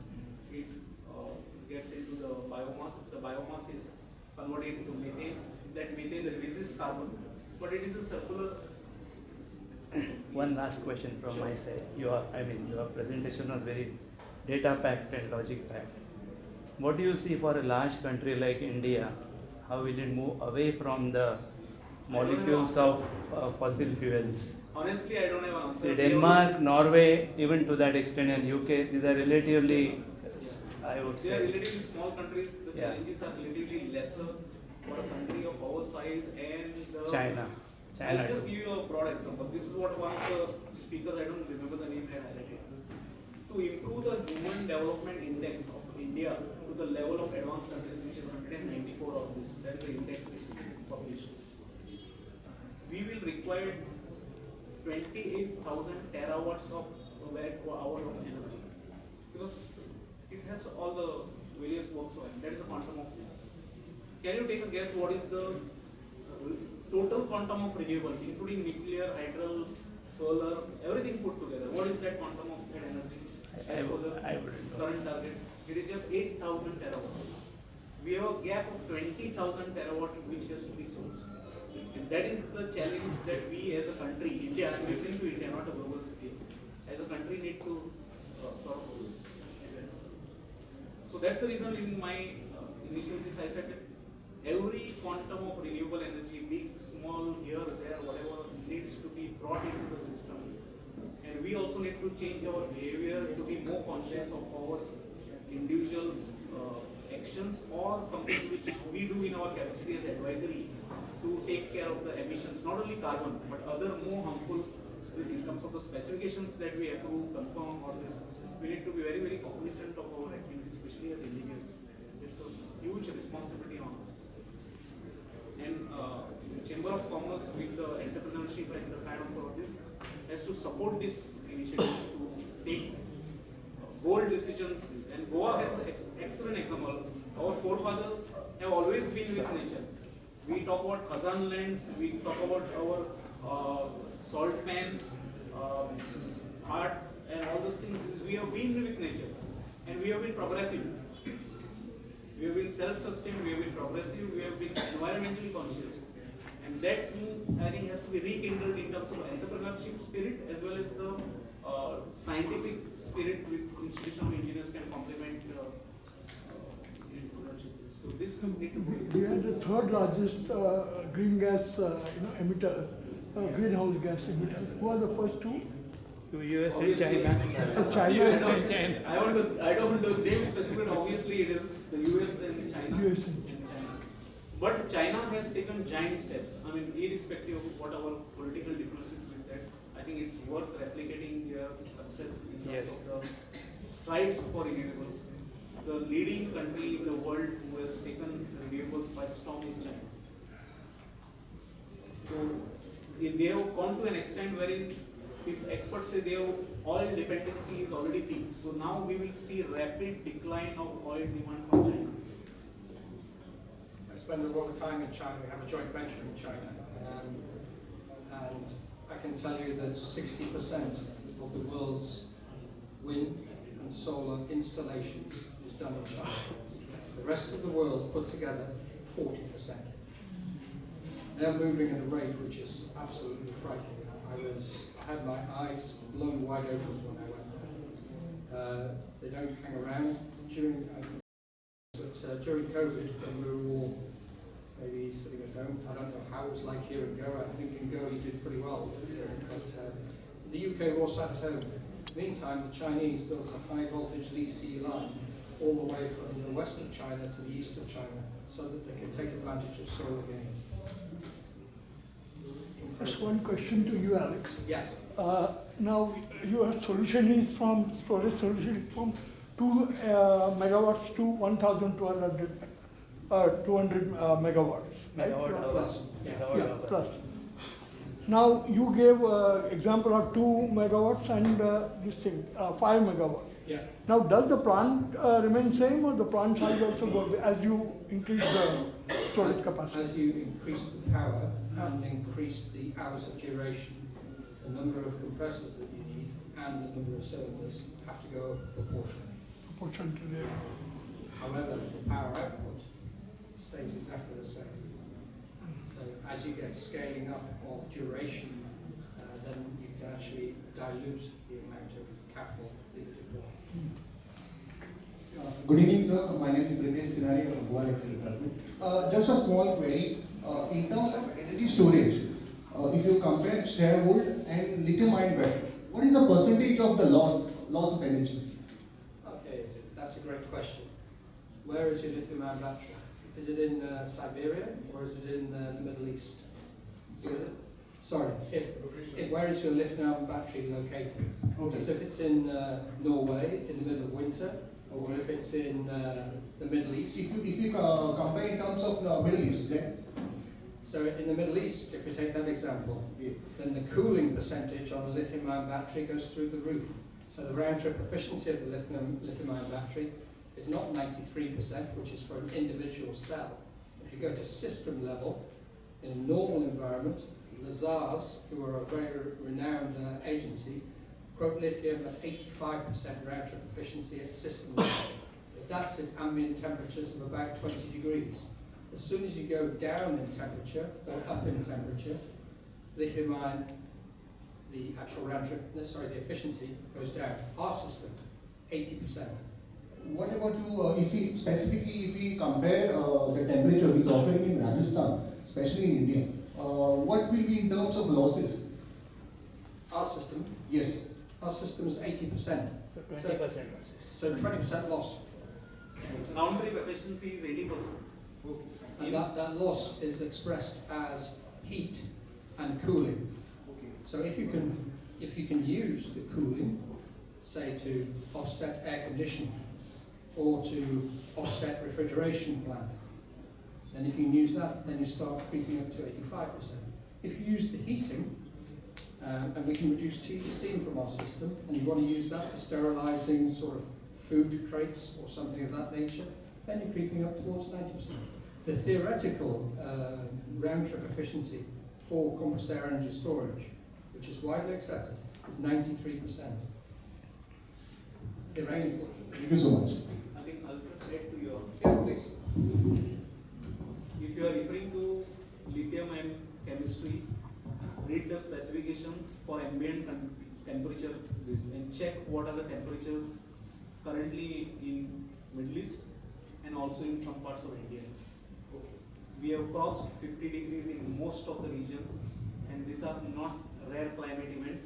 Every summer we record these temperatures. It is outside the physical limit of those things, which is already on the edge of thermal runaway. So its auxiliary system is just to hold, I don't know what will the effectiveness of the air conditioners when the ambient temperature is 50 to 53 degrees in certain conditions. And if they fail, then you are, there is no chance that you will get an insurance claim. Thank you so much. Good evening. I'm Elias Vaz from Zuari Agrochemicals. I head the commercial department. In the lithium-ion system, the battery system, there is virtually no maintenance. The manpower that is required is different. Since this system would have compressors, turbines, what would be the type of manpower qualifications that are required, and what would be the cost involved in for the maintenance of the system? Great question, thank you very much. Okay, so manpower skills. If you talk about operation and maintenance, we would put an operation and maintenance contract around our asset, which we would do in India with Indian employees. Or we would subcontract it to Indian engineers. But if you look at what we have, compressed air, 14% of the world's industrial electricity is consumed using compressed air. It is ubiquitous around the world. Compressed air engineers exist. So yes, we need two types of engineers. We need mechanical engineers and we need electrical engineers. Those skill sets. Cost-wise, you're looking at 4% of the capital spread over life. It's very low. There are two major interventions, which is when you want to change the compressor head itself, and that's about a £10,000 event. Or help me, Yashwant, into rupees. £10,000 is. So it's 10 lakh rupees. 10 lakh rupees. Yeah. So we're talking about a system. So compressors have worked in Siberia. They've worked in the Middle East. They've worked all over the world. And screw compressors have been around since 1920s. They're licensed by SRM of Gothenburg in Sweden. So that technology is as robust as it gets. The other thing I can say about screw compressors, they replace piston compressors all over the world because it's a low capital cost item compared to a piston compressor. And they run 24/7, 365 for every industry you can think of. The automotive industry, making cars, the pharmaceutical industry, any industry you can think of, compressed air will be around. It's a robust technology. And if you look at the generation side, again, I can give you Gazprom. They've had a turbo-expander generator in Siberia. It gets down to very, very cold temperatures there. It's had a 99% uptime for the last 25 years. This is not Mickey Mouse kit. This is real engineering kit. And as you must have seen, all the equipments what Mr. Alex has shown are already being used in oil and gas industry, fertilizer, chemical industry for years together. So it's very well the capability to maintain engine. I think since you mentioned about Zuari, we used to maintain right from steam turbines to compressors and centrifuges. So it doesn't take more demanding. It's very designed in a modular way. So even its basic design of scaling up that this is modular. So 1 megawatt generator set as a standard, and compressors which are identical in its construction. So he has taken due care in terms of the longevity of the asset, so that the asset life cycle cost aspects also are addressed in that design philosophy. So that's another solution. We call it, it's called, I suppose, it's a thing designed for maintenance. But design for maintenance means that one man can go in the lab and make all the maintenance on that site. So we don't need to go to very big expanders. We rather keep them small, modular expanders, so that one man can deal with it. Otherwise, you need a crane on site. Then you need a team of 10 men to man the crane and to make everything safe, lifting very heavy elements. No. I learned this from the vacuum industry, the high vacuum industry, where they're making silicon wafers. They don't have one vacuum pump for the photo etch resist, whereas where they make the silicon wafers. They have 100 vacuum pumps in the line, and they hop swap one in 5 seconds. Just one question to Alex. Now, just to recap, you said that you use the excess electricity to compress air. Yes. And then you cool that. You cool that? No, it cools when you give it back out of when it comes back out of the above ground storage. So you keep it as compressed, hot compressed air. Not hot. It is cooled. Sorry, to answer your question very clearly. Yes. We extract the heat before it goes into storage. So we extract that heat into hot water, and so it goes into storage at ambient temperatures. And then how do you recover it back again? So then you would open the valve on that storage cylinder, and because it's compressed to 250 bars, all that air wants to do is get back to 1 bar. Gets back to 1 bar. It's sitting in here today.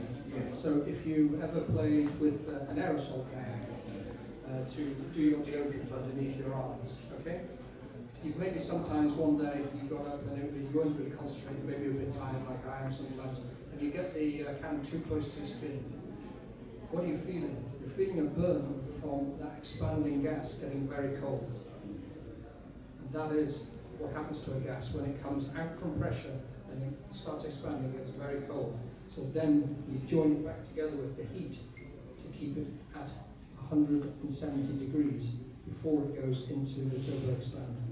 The more temperature you can reintegrate into it, the less air you need to put into storage. I think just to answer that, in the multi-stage reciprocating compressors, what we used to have is so there were intercoolers, right?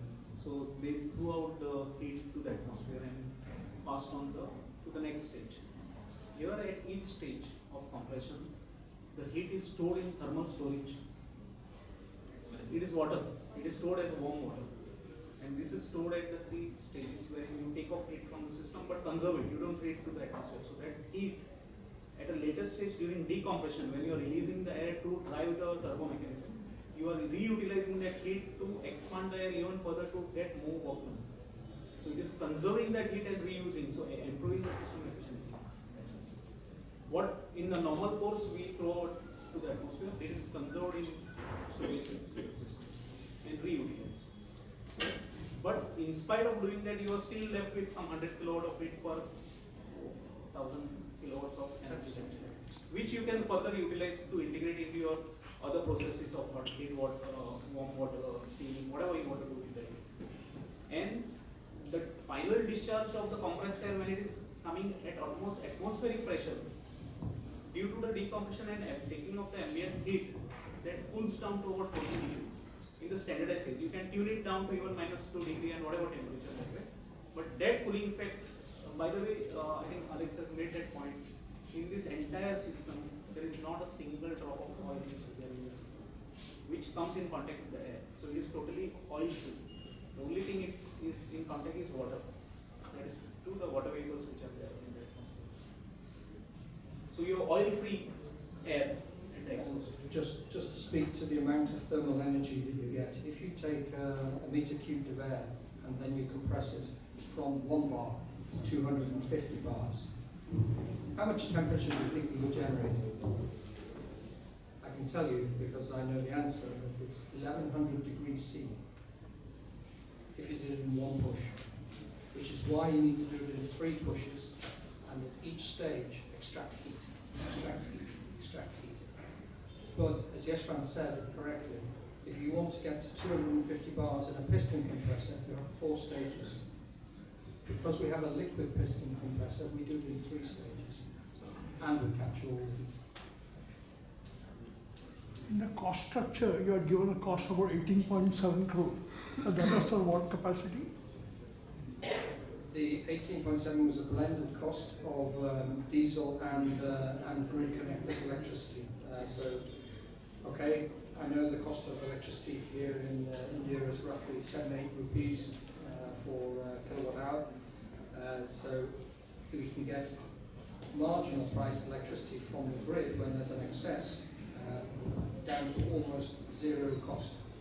So it's these events and these moments which are going to increase in the future, and it's these events which we can take advantage of to make sure the price of electricity stays at a stable price. Well, just to answer, sir, in your India has been very successful in managing electricity as a resource for the development of countries.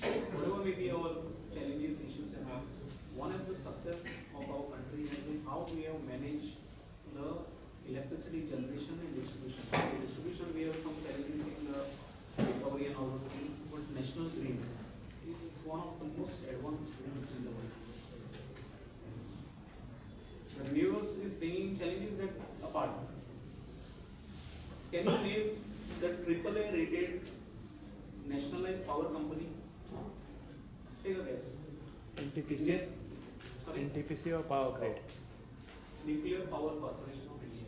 NPCIL.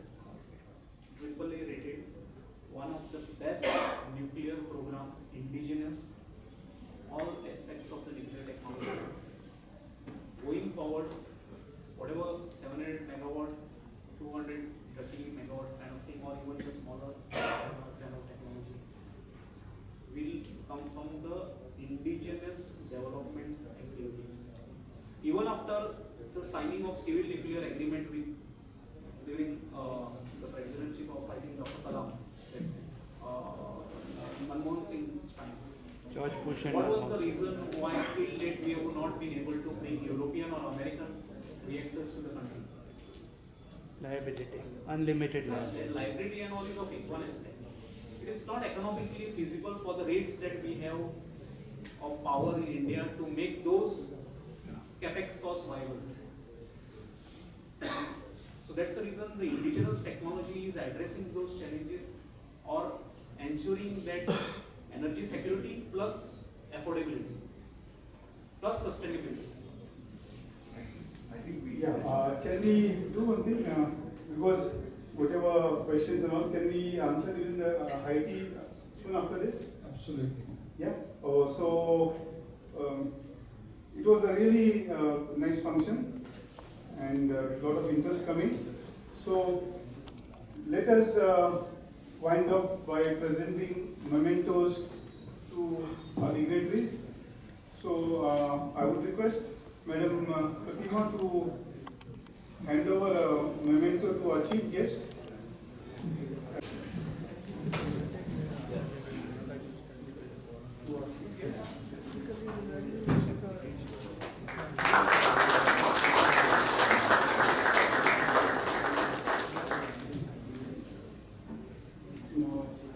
Mr.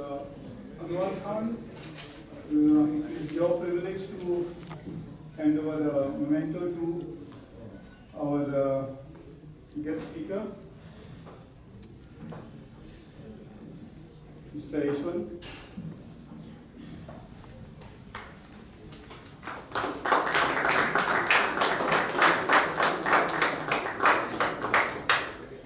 And Mr. Dimero, would you please present the memento to our keynote speaker?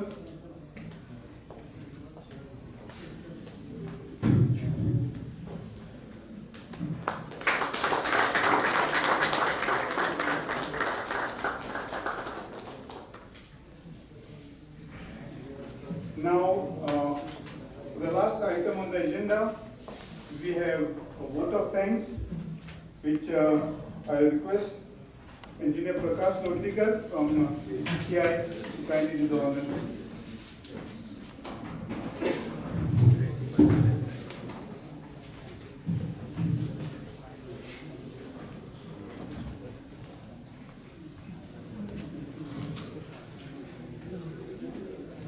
Good evening, everybody.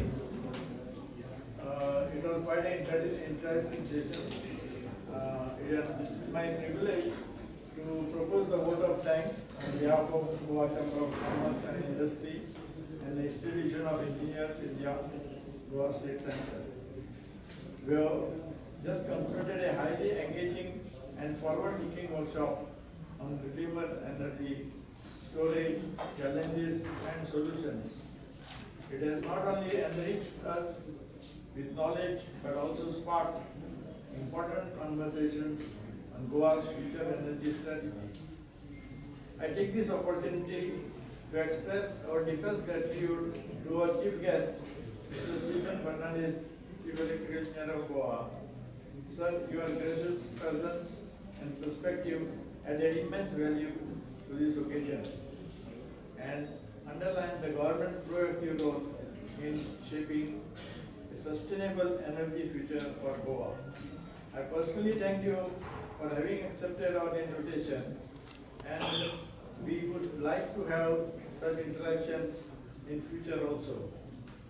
A special word of thanks to Mrs. Pratima Don, President of GCCI, for her encouraging leadership and consistent support to initiatives and drive for technological advancement in industry and infrastructure. We thank you, Madam, for your presence here for such a long time. My sincere appreciation to Engineer Gerard Demilo, Chairman of the Infrastructure Committee at GCCI, for his vital role in conceptualizing this workshop and for his persistent efforts in addressing core infrastructure issues, especially in the energy sector. We are also grateful to Mr. Anwar Khan, Chairman of EIE Goa State Center, for his support in seamless coordinating his collaborative initiative. A big thank you to our brilliant speakers today, Mr. Alex Center, CEO of Sherwood Power UK, for introducing us to a revolutionary clean compressed air energy storage solution that could prove to be a game changer for industrial sustainability. Also, Engineer Yashwant Natekar, CEO of JNK Renewable Energy Private Limited, for his lucid presentation on clean technologies and their practical applications in various sectors. That may also thank our compare for today, Mr. Agnel Gomes, past Chairman for EIE GSC, for gracefully conducting the program and keeping us engaged throughout. I also extend thanks to our dedicated teams of GCCI, EIE GSC, who work diligently behind the scenes to organize this event smoothly. Finally, to all our participants, members foreign from industry, academia, public utilities, and civil society, thank you for your active involvement. Your presence reinforces the importance of community and collaboration in driving renewable energy adoption. Let us carry the insights of today's discussion into action for a cleaner, self-reliant, and energy-secure Goa. Thank you, and Jai Hind.